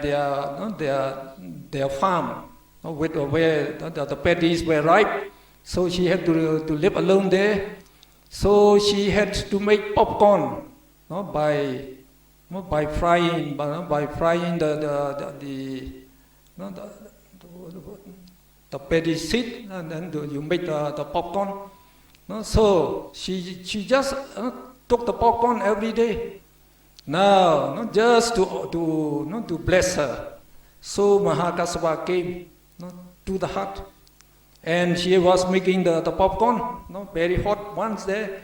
So very gladly when she saw the Arhat, she came and offer this popcorn to the Arhat. And the way she made the wish is quite good. As she was not educated, she didn't know much. So she just made the wish. Let me know the Dhamma that you know. Very good. Arahat knew the Dhamma so that to get to Nibbana. So now she asked that, but very, very simple. Now, the Arahat gave her the blessing, may your wish be fulfilled. Then he went. And at that time, the girl returned to the hut, and a viper bit her. And she fell unconscious and died. But at the time when she was about to die, she was just thinking about, I have the good chance to give donation to the Arhat. So nice, so that is, she is developing moral mind. So when she died, immediately she was born in Tawadim Sarem. Tawadim Sarem, in a very big golden mansion, decorated with white popcorns. So flowers, not like popcorns, the big flowers, so very beautiful. So she is known as Popcorn Lady. So in Pali we call her Lasa Devi. Lasa Devi. Lasa means popcorn. Now when you were born spontaneously, you knew what you have done just before you were born. So she could see, just by offering popcorn to the monk, I got such a big big mansion and a lot of wealth. So I should keep on performing this good deed, she said. So she came down to the monastery of the Mahakassapa. Mahakassapa lived alone. So he lived away from the city. So she tried to sweep the compound and fill the water pots. So she was doing 3 days. And then Mahakassapa they found out that she was doing that. So Mahakassapa said, now you cannot come alone to our monastery. So you please go out. You cannot stay here. So according to the rules of the Buddha, a woman should not come alone to Imam. You should not come alone. You should need a companion to come. So now she apologized. She requested, let me perform more meritorious deeds. She said, I want to perform meritorious deeds. Well, you cannot perform here. You have to go out. It is our Vinaya rule. You have to go out. So she flew up and she wept. While she was weeping, so the Buddha could hear her weeping. So the Buddha sent the rays, the light rays. The light rays, and he appeared in the light rays and gave a Dhamma talk to this girl. So the Buddha, my daughter, the Buddha said, my son, they have to keep the Vinaya rules. They have to obey my Vinaya rules. And you are performing meritorious deed. And those who perform meritorious deed, they should keep on performing meritorious deeds, again and again. So by accumulating this meritorious deed, then finally you can attain enlightenment. And then the Buddha, after finishing the talk, the girl became a stream winner. So, how beneficial is this donation? Donation is the staircase to go up to celestial realm. And now if you wish to become enlightened, this donation can help you to get enlightened. no, she became enlightened as a extreme winner. So no, we should perform meritorious deeds as much as possible. And the best thing is to take meditation. And remember the observing moral precept get greater merit than almsgiving. And meditation will bring the greatest merit. No, so in meditation, you just sit very calmly, comfortably, and then you just look at the Buddha and just reflect Araham, Araham, Araham. The Buddha is totally free from defilements. Defilements are lopa, dosa, moha, and he is the noblest and most worthy of veneration. So when you pay respect to the Buddha, you have to regard the statue as the Buddha, not as the Buddha. As the Buddha was sitting there and just reflecting his attribute. Araham, Araham, he is the noblest and most worthy of veneration. Araham, Araham. 1 billion good karma, 1 billion good karma. So you are getting many billions of good karma. So how long you can do it? So you can just accumulate. So we are getting the example of a monk by the name of the Sarana Gamana Thera during our Buddha's time. So this monk, he became an arhat at the age of 7 years old. And he could remember his past existence. So it was long ago. They call it 1 Asankheya and 100,000 war cycles ago. So very, very long time. So Asankheya means uncountable wars, uncountable war systems. So Asankheya. And then 100 war cycles ago, when Anoma Dasi Buddha appeared in the world. So he was a poor man looking after 2 blind parents. He could not see the Buddha, but he saw a chief disciple and took threefold refuge. And very respectfully, he maintained the threefold refuge, and he tried to reflect on the attributes of the Buddha as much as possible. So just as you say, we can just collect. When you make it a habit, while you're walking home or you're driving home, you're riding the MRT, so you can be reflecting Araham, Araham, Araham. Or if you want to change it, you can say, may all living beings be happy and well. We say, radiating loving kindness, Metta Bhavana. So again, you also get billions of good karma. So by accumulating many good karma, now when he died, he was born again in Tapadim Saram again. And for this long time, he would be born many million existences, always born in celestial realms and the human realm. Never was he reborn in the woeful state. How nice. You can just live happily in all this existence. And he even became universal monarchs in the human realm for 75 existences. And as the king of Devas for 80 existences.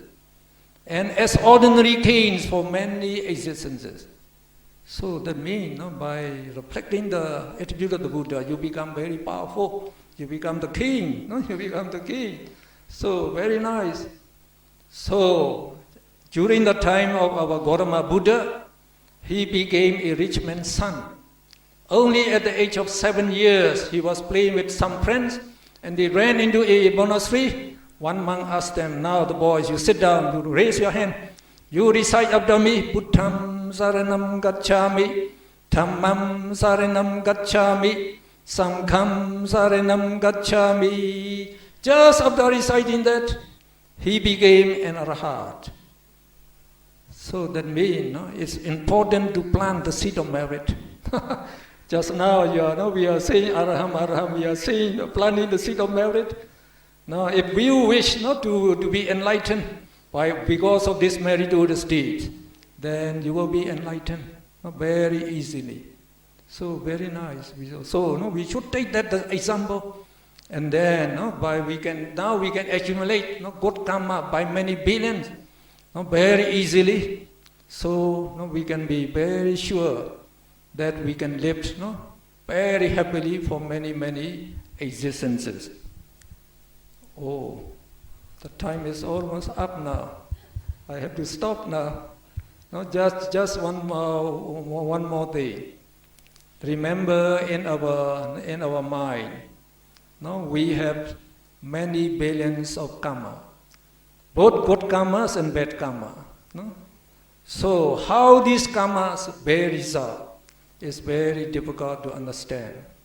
But the Buddha, he could know, and he taught in Abhidhamma, that he said these karma can be classified into 4 kinds, with respect to of their bearing result from the place where they will bear result. So if you develop immoral karmas, by performing immoral action, you will be born in the woeful state. So we have the 4 woeful states: the animal world, woeful ghosts, and demons, and hell. By this upikha santirana chaita, we say with this rebirth consciousness, you will be born in the woeful state again and again.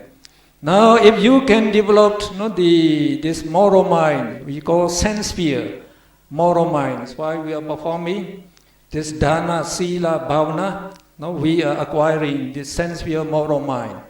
And these sense sphere moral karmas, they will bear result in human realm and 6 deva realms. So you can be born in these blissful realms again and again. Now, if you can develop the jhana, we call 5 material sphere jhana. There are 5 jhana chaita here, and you can maintain the jhana till you die. You will be born in the Brahma realms. We call rupa Brahma realm, with forms and with bodies and minds. These Brahma realm, they are very, they are the powerful. They can live much blissfully than the celestial beings.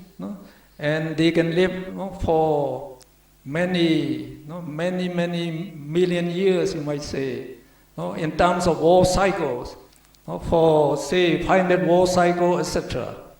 And if we can develop our rupa vajra kusala jhana, we call immaterial moral karmas, then we shall be born in the arupa, the immaterial realms. So the realms of the Brahmas, without bodies, they have only minds, and they have very long lifespan. Now, the Buddha also classified these 4 kinds of karma, in terms of the time of bearing result. So, they said when we perform the karma, the consciousness arises in this way. So the moral minds, kusala, and then immoral minds, akusala, they arise as javana chaita. So the volition that associate with the first javana chaita, they are weak, and they will produce their result in this existence, only in this existence. And those karma that associate with the 7 javana, actually this should be the tallest, this one should be the tallest. And it is the strongest karma, so it will bear in the second existence. It will produce its result in the second existence. And then the karma that associate with the 5 the middle javana chaita, they will bear result for indefinite period up till your last life when you attain nibbana. So that means when you perform any meritorious deed, you can get the good results starting from this existence. You can existence. So if you believe, you just try to donate very generously, you will become richer, richer in this very existence. So I have seen many people like that. So they are very willing to donate. You can become rich even from this existence. and many things become the easy and the successful for you, whatever business you do, with this good karma. And then another way, the Buddha said, in terms of their function, they say, so the strong karma, they can produce the rebirth in the new existences. We call them reproductive karma. And then there we call supportive karma. They cannot produce a new existence, but they can support the reproductive karma. And then we have obstructive karma. So that obstructive karma would be the immoral karma. They will obstruct the effects of the reproductive karma. And then we have destructive karma, which is very, very strong, and it can even the cut away the reproductive karma, so the person will die, and then it will produce its result. So it is not good to die with this destructive karma. So when we were born, as say, some people were born in a poor family, some are born in a rich family. So you just take it as your capital investment, your capital investment. Since you become you get the existence of a human being, you are already very, very fortunate, very, very fortunate. So when we were born in the new existence, so we say all the karma from the past existence, they will come along. They will come along. So this good karma that produce our existence, our existence, it will the lifespan would depend on the strength of that karma. If this karma is very strong, we are going to live for a long life. And this week, our life would be short. But we can increase the supportive karma. The supportive karma that comes along from the past previous existence, they will try to produce good results as much as they can. But more important is the good karma that we perform in this life. Because the good karma that we perform in this life, they are close to the time of bearing result. So they will have greater chance to bear result. So whatever we say, whatever our karma gives us, to be poor or to be rich, it doesn't matter. To be ugly or you are beautiful doesn't matter. Now, what is more important is the karma that you do now. So, when we say this karma, it does not mean that all the fate and your fortune in this life will be determined by your past karma. We don't say that. If you think that it is a wrong view, So the past karma will produce this existence, and they will produce their effect. They will keep on producing their effects. But we can also change the effects by performing great meritorious deed. Then this meritorious, if they keep on producing good results, we shall succeed in whatever we do. We will become prosperous, and we become very, very rich, like the Bill Gates and the Steve Jobs. We will become very, very rich. So that's why the Buddha said the formula of success is karma, virya, and jnana. So karma means action. You should be skillful in your job, in your action, and you should also do meritorious deeds, because this good karma, the supporting, is necessary. And then you have to exert the effort. Without effort, you cannot become rich. And then also you need the wisdom to get rich. So that is very good actually. And now again, some people, when they become rich, they like to enjoy sense pleasure more with friends. So when you are enjoying sense pleasure in the hotel or in the cafeteria with friends, you forget meritorious deed. So No, your good merits, good karmas are, no, not standing still, and you're making use of them. They are becoming less and less. As you forget in the materialities, your immoral karma will be arising. So when immoral karma becomes stronger than the moral karma, they will have the chance to bear result. So if one in the immoral karma was start bearing result, many other immoral karma will also bear the result. So because of that, like in English we have the saying, misfortune never comes alone. It comes many of them. It comes so many. So whatever you do, you fail and you lose, and many bad things arise in your family. So some people, when they become, so they found so many, like losses and like the accident and like illness in the family. So they like to find some escape. So they went to the fortune teller. So what did the fortune teller tell them? So they would just ask you, your birthday, and they would make some calculation. They are very wise also, so they make their living. So they will ask you to do meritorious deeds. They will ask you, you should take the vegetarian food for 7 days, and then you should observe 8 moral precepts, and then offer like the 7 kinds of fruit, 7 kinds of the flowers to the Buddha. So, so the people, they obey very obediently. They perform the meritorious deed. So, the fortune teller knows that if you perform meritorious deed, your good karma will be rising. it will stop the bad karma. And that we do it, we can do it. And for the Buddha said, even if our relative, when they die, they were born in the woeful state, in the woeful ghost, then we can help them. So we should perform meritorious deeds and call their name, and then ask them to say sadhu, sadhu, sadhu, or well done, well done. So share merit to them.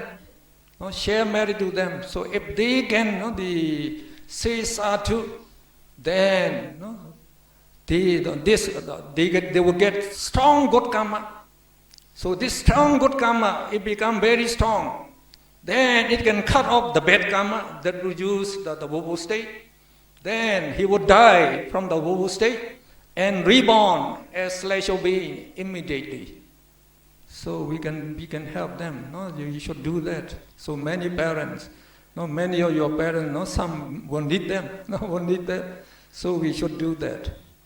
And one thing, the last thing is, at the time of death, we say, the karma that you do just before you die, or the karma that you have done before, the good karma you have done before, and you remember it just before you die, it will have the chance to bear result. So that means we have to prepare for that. We should prepare not for living, we should also prepare for death. It's more important to prepare for death actually. So as I told you, just we say, so the Buddha, he described 4 kinds of karma in times of priority of bearing result. If you have weighty karma, like the killing a mother, killing a father, etc., you will be born in hell when you die. So they will get the chance to bear result. If you can develop the jhana and maintain it, it also weighty karma, you will be born as a Brahma. Now if you don't have any then we have to rely on the second type of karma. We call it proximity karma. Not that you did just before you die. Not that you are. So it is very important to develop moral minds at the time of near death. So the children should not weep near their parents when they are about to die. If you are weeping there, the parents would be happy or sad. The parent will be sad. Oh, if I die, they will have some difficulty. So if they became sad, they develop immoral mind. No, dosa mula cheda will arise. And it will condition immoral karma to bear result. So, no, you will be born in the woeful state when you die. No, so it is very important, no, to remember, to develop moral minds at the time of near death. And the best way is, as I said, no, to form the third type of karma we call habitual karma. So no, you choose any meritorious deed that you like. Do it regularly to become a habit. And we say habit is a second nature. So it becomes the second nature, then you always do it. No, do it. So when your time of death, you remember it, you will do it. So we say just try to do araham, araham, no? Or no, the reading loving kindness, no, regularly. So at the time of near death, automatically you were doing araham, araham. So you will be born, no, in the celestial realm. So no, the karmas, no, we are the owners of our karmas. And we are the heirs of our karmas. And we have the karmas, only karmas, as our own property, as our parents, our kin, and our refuge. So whatever karma we have done, no, either moral or immoral, no, we shall become the heir of that karma. We have to, we have to suffer if we have performed, no, the immoral karma.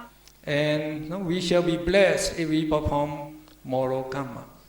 So try to accumulate the good karma as much as possible and live happily for many, many future existences. And the most important thing, don't forget, the most important thing to do in this life is what? Meditation, undertaking threefold noble training, to become enlightened as a noble person. Only when we become a noble person, we can live definitely very happily for many, many existences and go to Nibbana to enjoy eternal peace and happiness forever. So may all of you accumulate good merits and be able to do undertake this threefold noble training and get enlightened very soon. Sadhu, sadhu, sadhu. Now, the time of questions and answers. If you have questions, please raise your hand so that we can pass the mic to you for recording purposes.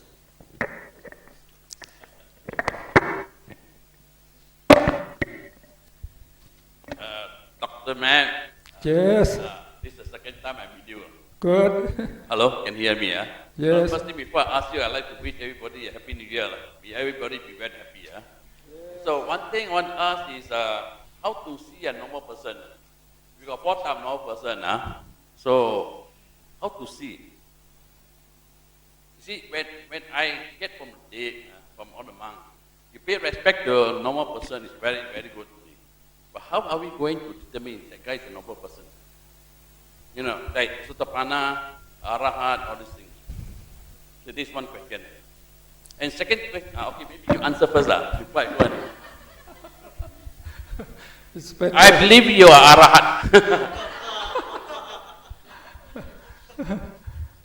It's very difficult to become an Arahat. Very difficult. So we cannot know whether a person is a noble person or not. So it's very good to pay respect to all people, to all people. Just pay respect. So we can watch them. So they say if you are a stream winner or a noble person, you will maintain the 5 moral precepts very diligently. They would not commit any and then for them they would be able to develop fruition attainment. We say that they can enjoy Nibbana bliss as much as they like. So for them, they will know it. They will know it. But they will not tell you. No, they will not tell you that they are noble person. No? So for us, we just respect the people who can maintain pure morality. By looking at their conduct, morality, then we should pay respect to them. You have one last question. I got a lot of questions to ask. But I think one thing I respect you, the precept, thou shalt not kill. But one of the questions is, for those who working in the environment, that there's a case of Dennis fever, and the guy got a very good wisdom. One thing, he's doing a job, and then you see that he saved a lot of mankind by destroying the Dennis fever, the mosquito. So if the guy is really doing his job, and then you see, and we can see nowadays a lot of environment officer go to a house and write, oh, you got mosquito here, you got fine. And we as the police standpoint of view, we don't want to kill, we leave it as is, but we got fine. So they tell us to kill it. So how are we going to do it? No, I believe that it's skills. See, now I'm doing my job as an environment officer. But I'm saving a lot of mankind. But in the end result, I got this bad karma. So how am I going to do? So I always think my wisdom. So how are you going to put it into it? Now, the Singapore has a very good system. So you keep all your the surroundings very very clean. Like when we look at your roads, all are very clean. So no stagnant water.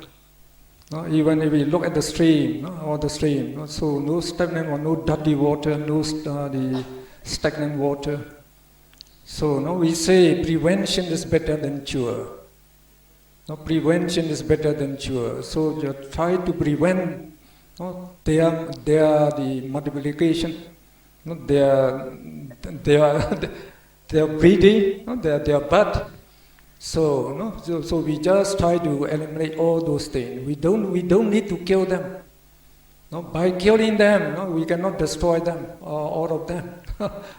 But these mosquitoes, they have very short lifespan. Only about 7 days or something like that.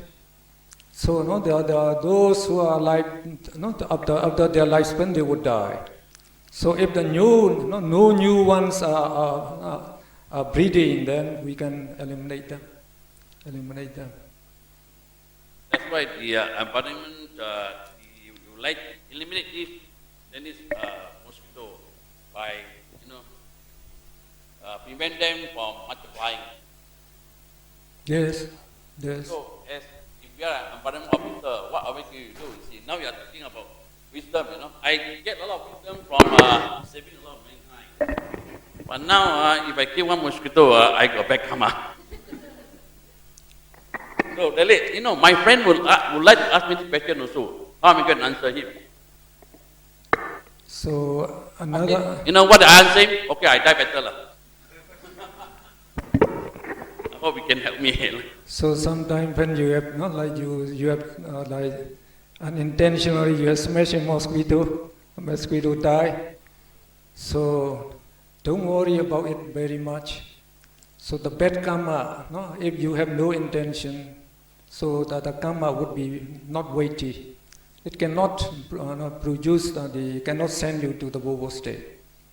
So even if sometimes with we have killed a mosquito or some ant. So my policy is, if we have committed some immoral action, then try to do many moral actions. So when you have a lot of moral actions, and those immoral actions will not have the chance to bear result, so you can prevent them.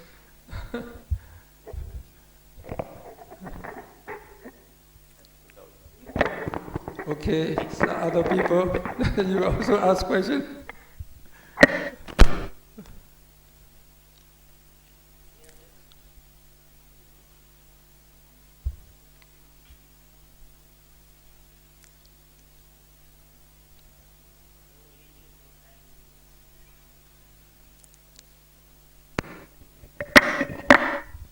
Good morning. Just now, with regard to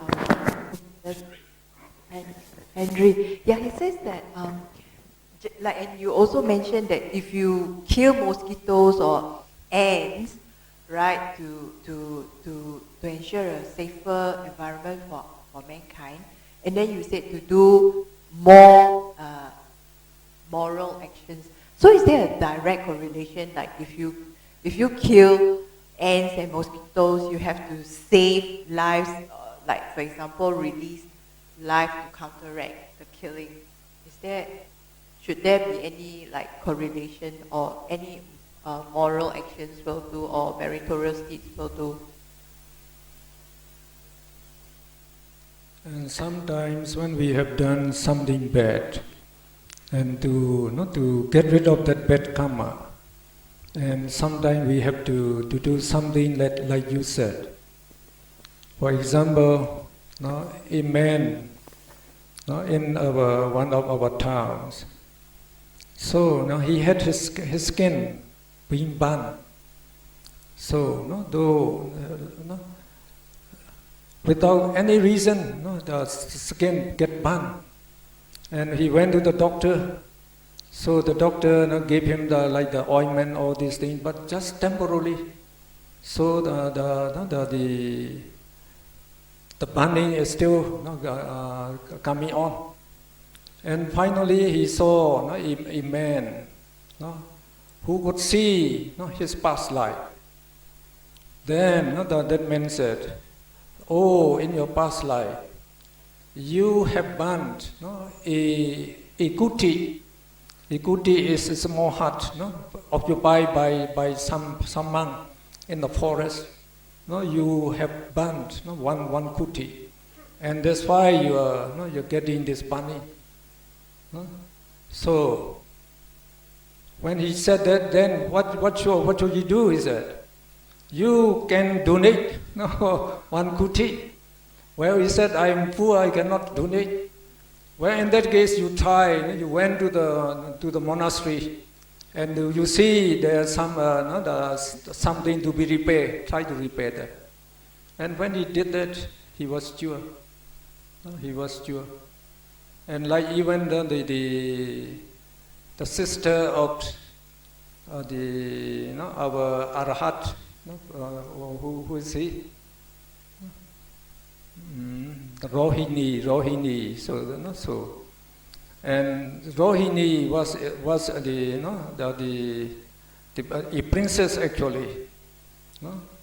So when the Buddha and Arhats came to their city, to their town, so she could not come. And then when the Arahat found it out, what's the reason my sister didn't come? Then he learned that she had some the leprosy, so she could not come into the other people. So then the Arahat suggested, you better come to the monastery at the time when no people were around. Try to clean the toilets and all those things in the monastery. So when she did that, she could cure all the bad things, all this leprosy. And when she died, she became very beautiful celestial being, endowed in Saran. So they say when you were born with a mansion endowed in Saran. So if another female, the celestial being were born in your mansion, she belongs to you. But now she was born in the middle of 4 mansions. So as she was very beautiful, so all those 4 devas, No, they try, oh, she belongs to me, she belongs to me. They try to, no, they try to get her.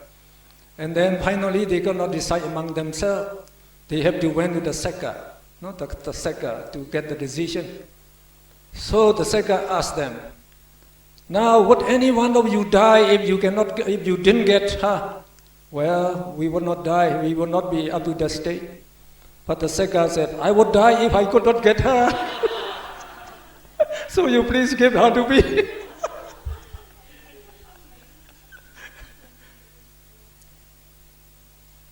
So in my book Karma the Recreator, so I describe about Edgar Cayce, the miracle man in America. So when he was hypnotized, no, he attained the extrasensory perception power. So you just tell him, no, the name of any patient. The patient did not need to come to him. Just tell him the address. So under hypnosis, he could go and diagnose the person. No, and he would prescribe the herbal medicine, and he could cure many patients who could not be cured by doctors. And he found that some people's the diseases were connected with the past karma. So as I told now, so they have to do something to make up that karma. Only then they got cured. No? Okay.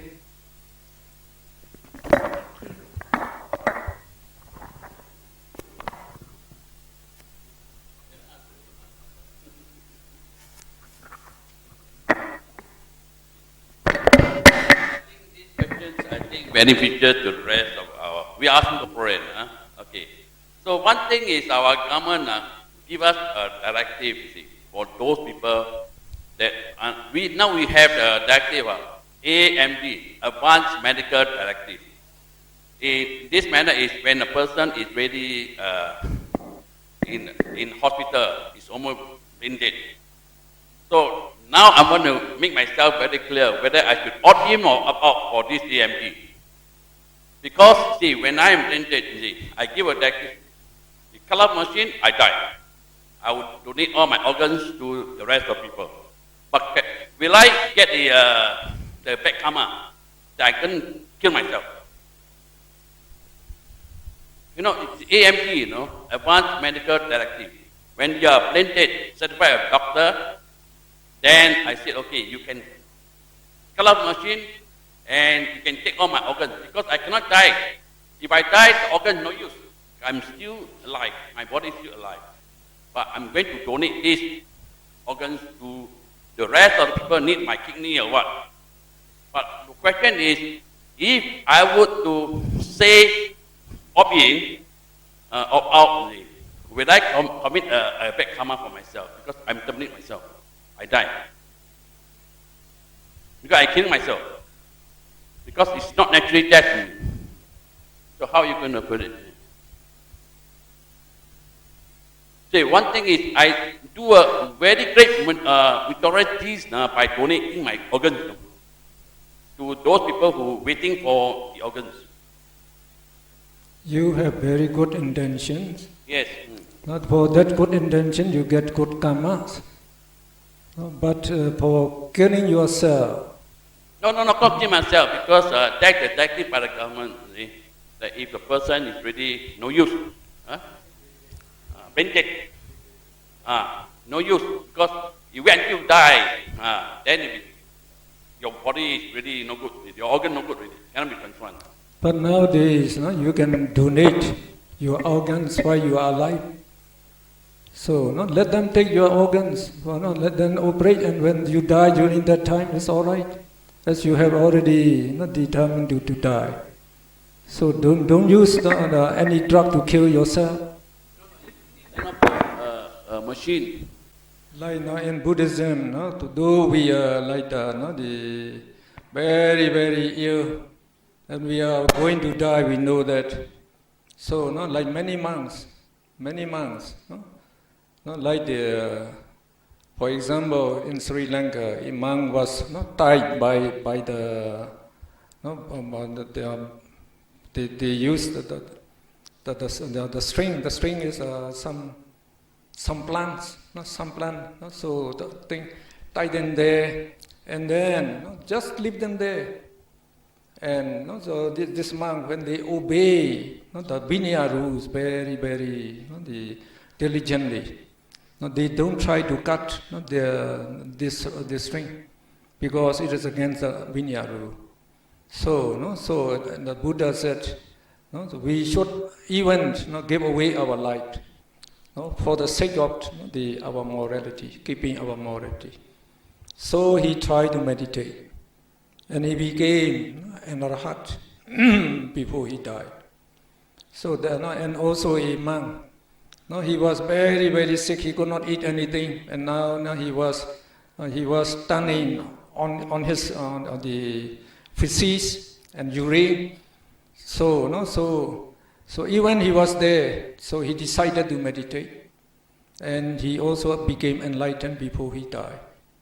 So at the time of near death is very important, as I told you before. At the time of near death, so try to develop moral minds at that time. So that is by developing moral minds, you get more merits than donating your parts of the body. You are not so anxious to donate like that. During that time, just try to take, as I say. To do meritorious state, reflecting araham, or just do that. So it is good for you, better for you. So you get greater merits. So that is definite. You will go to the celestial realm by doing that. So don't risk your life for donation. So just I told you now, when we know the teaching of the Buddha, we try to meditate during the time of near death. So that is just they let them decide.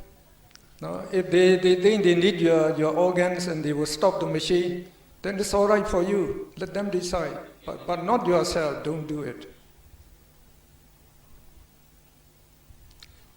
Yes. Any more questions? Oh yes. Because I experienced this, my auntie was declared brain dead by the doctor. So the doctor is asking my uncle whether should we take off the supporting system and then donate her organs. Okay, so that's a question that I wanted to ask. But his is life, right? But now, but my case is you are deciding other people's life. So what would be the karma impact? So as I just told you, as your auntie, so you have to try to remind her not to do.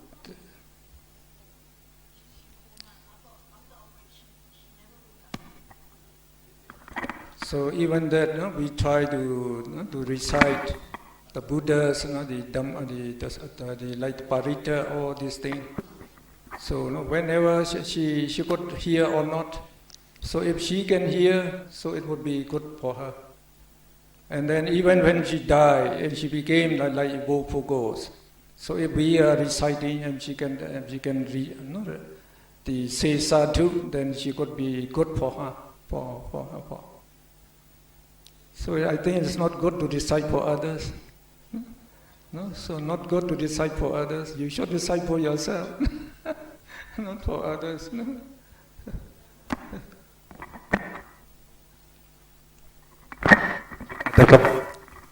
What I'm thinking is this thing. She's asking is, being a relative, right? When by deciding to remove that so-called life supporting system, right? She's actually performing a killing, right? Because just by removing the life supporting machine, or system, actually you are performing a killing, because by immediately removing that system itself, the person dies. So in effect, it's just a killing. by that decision, say, okay, remove that, switch off the machine, the person die. So with that, it's a killing. In effect, that is a karma, right? Yeah. So, but that's a very difficult decision. Because being a brain dead, you cannot decide anything. You are the only relative. You decide, right? But if there's another consideration, like what Henry has said, is the financial impact on the living. By not removing that machine, you sustain the brain dead person that the doctors already say is terminally ill. There's no chance of recovery, right? So, in logical sense, not to have any financial impact on the living, that they need to live. I mean, if the living have to spend that much of money, that can be used for other productive purpose, even to do meritorious act or charity. But if that resources have been diverted to that, and that particular living person may actually live in poverty and may suffer further. So that is a difficult question. I'm not sure I'm answering or I'm asking a question.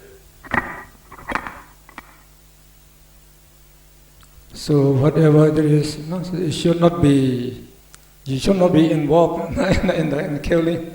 Whatever there is, don't be involved in that. So if you cannot afford the money, you just say you cannot afford the money. So let them do. Let them stop it. So actually, when there's the person is cannot be revived, cannot done, so they can actually they should not use the machine anymore. Not for them. If there's some no use, then they should let the natural course to go on, and then let the patient die peacefully. It's all right.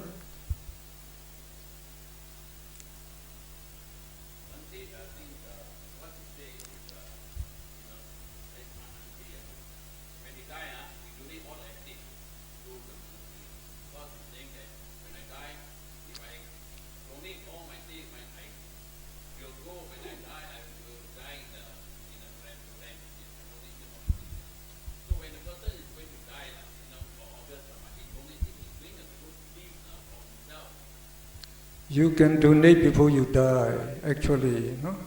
At the time about to death, you don't know how to donate anymore. So if you want to donate, actually, you like in our country, you already signed there. I donated all my parts. So they can do by themselves. We are donating. So that's all. That's all. Like there is if you want to donate, you just do that. So so why try to take this case, the difficult case to do that. So we say don't be involved in that. So just try to like even a person is about to die. We cannot know just by saying like the Dhamma words. He could get the merit, and that will send him to the better realm, better existence, so much better for him. Much better for him.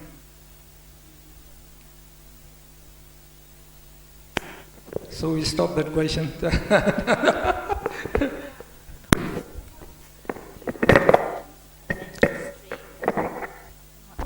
Oh. Hello? Okay. Dr. Mon, if a person's mental stream is very heavy or full of akusala chetas, so how is it possible for the person to have kusala chetas?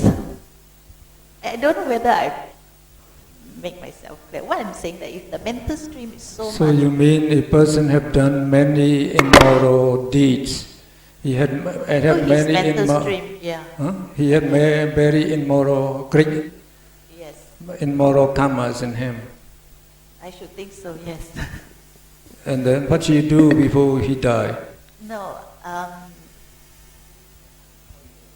how does the kusala chetas be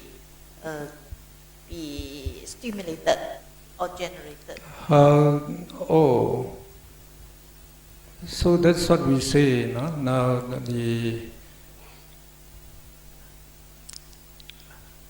we have a story of the Damila in Sri Lanka actually.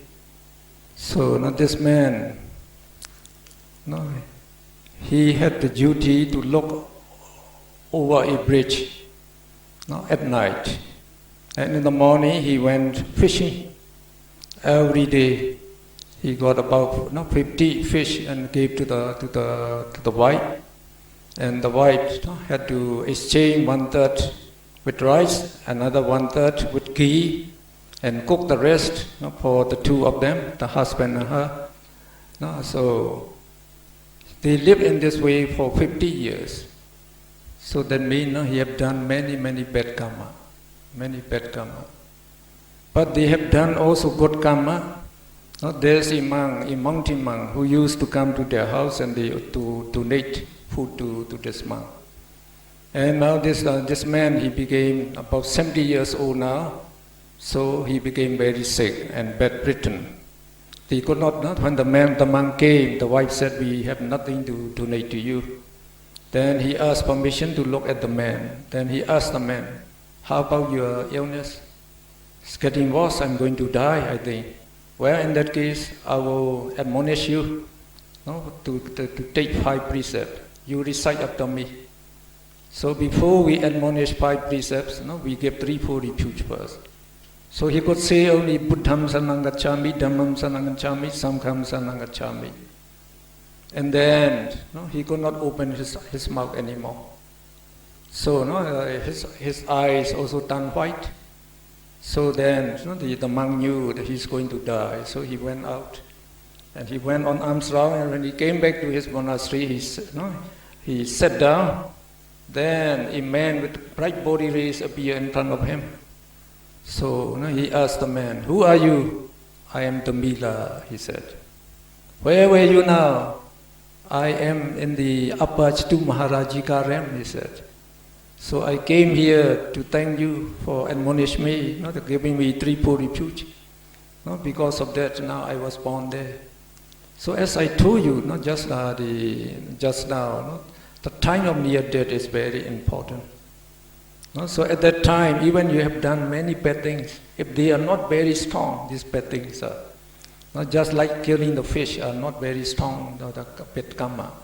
The other bad karma, they can send you to hell, but they are not very strong. Just like killing a human being would be stronger. So if you can just develop moral mind before you die, then the moral karma will send you to the celestial realm. And also here, there's one question also here.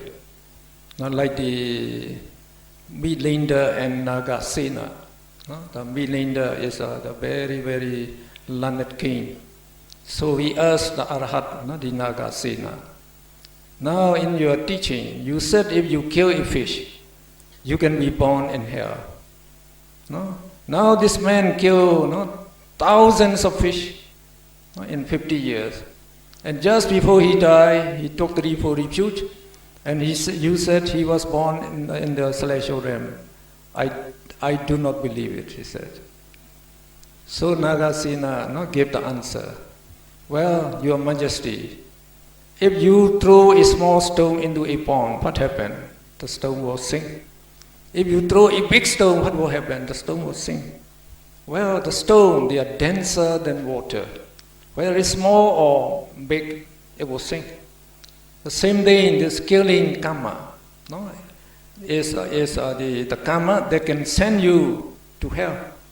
So even if you kill a fish, if that karma has the chance to bear result at the time of near death, then you will be born in hell. If it has the chance to bear at the time of near death.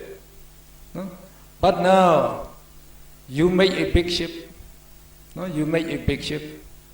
Now, you bring the 50 cart loads of the stones and put into the ship. If the ship is big enough, and by putting the stone, the ship did not sink, would the ship would be able to travel to another city, to another town? Oh yes, it could.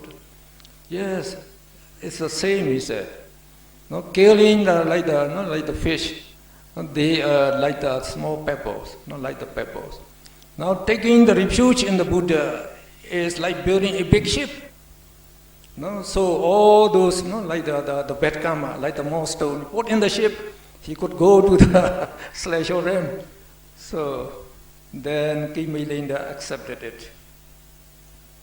So it does not mean that this karma will not bear result anymore. But for this existence, he could have the bad karmas will go along with him. When they have the chance, they will bear result. But now if you are not born in the hell, if you have become a celestial being, now if you keep on doing meritorious state, then the good karma will keep on bearing result again and again, then you can become enlightened. Like even the Angulimala killed thousands of people. So in that very life, when he saw Madam Buddha, then he became Imam. And then when he meditated very strenuously, he became an Arhat. Thank you. Okay. So if you committed, if you the wrongdoing, don't be afraid. Just try to do a meritorious deed, then you will go to the celestial realm.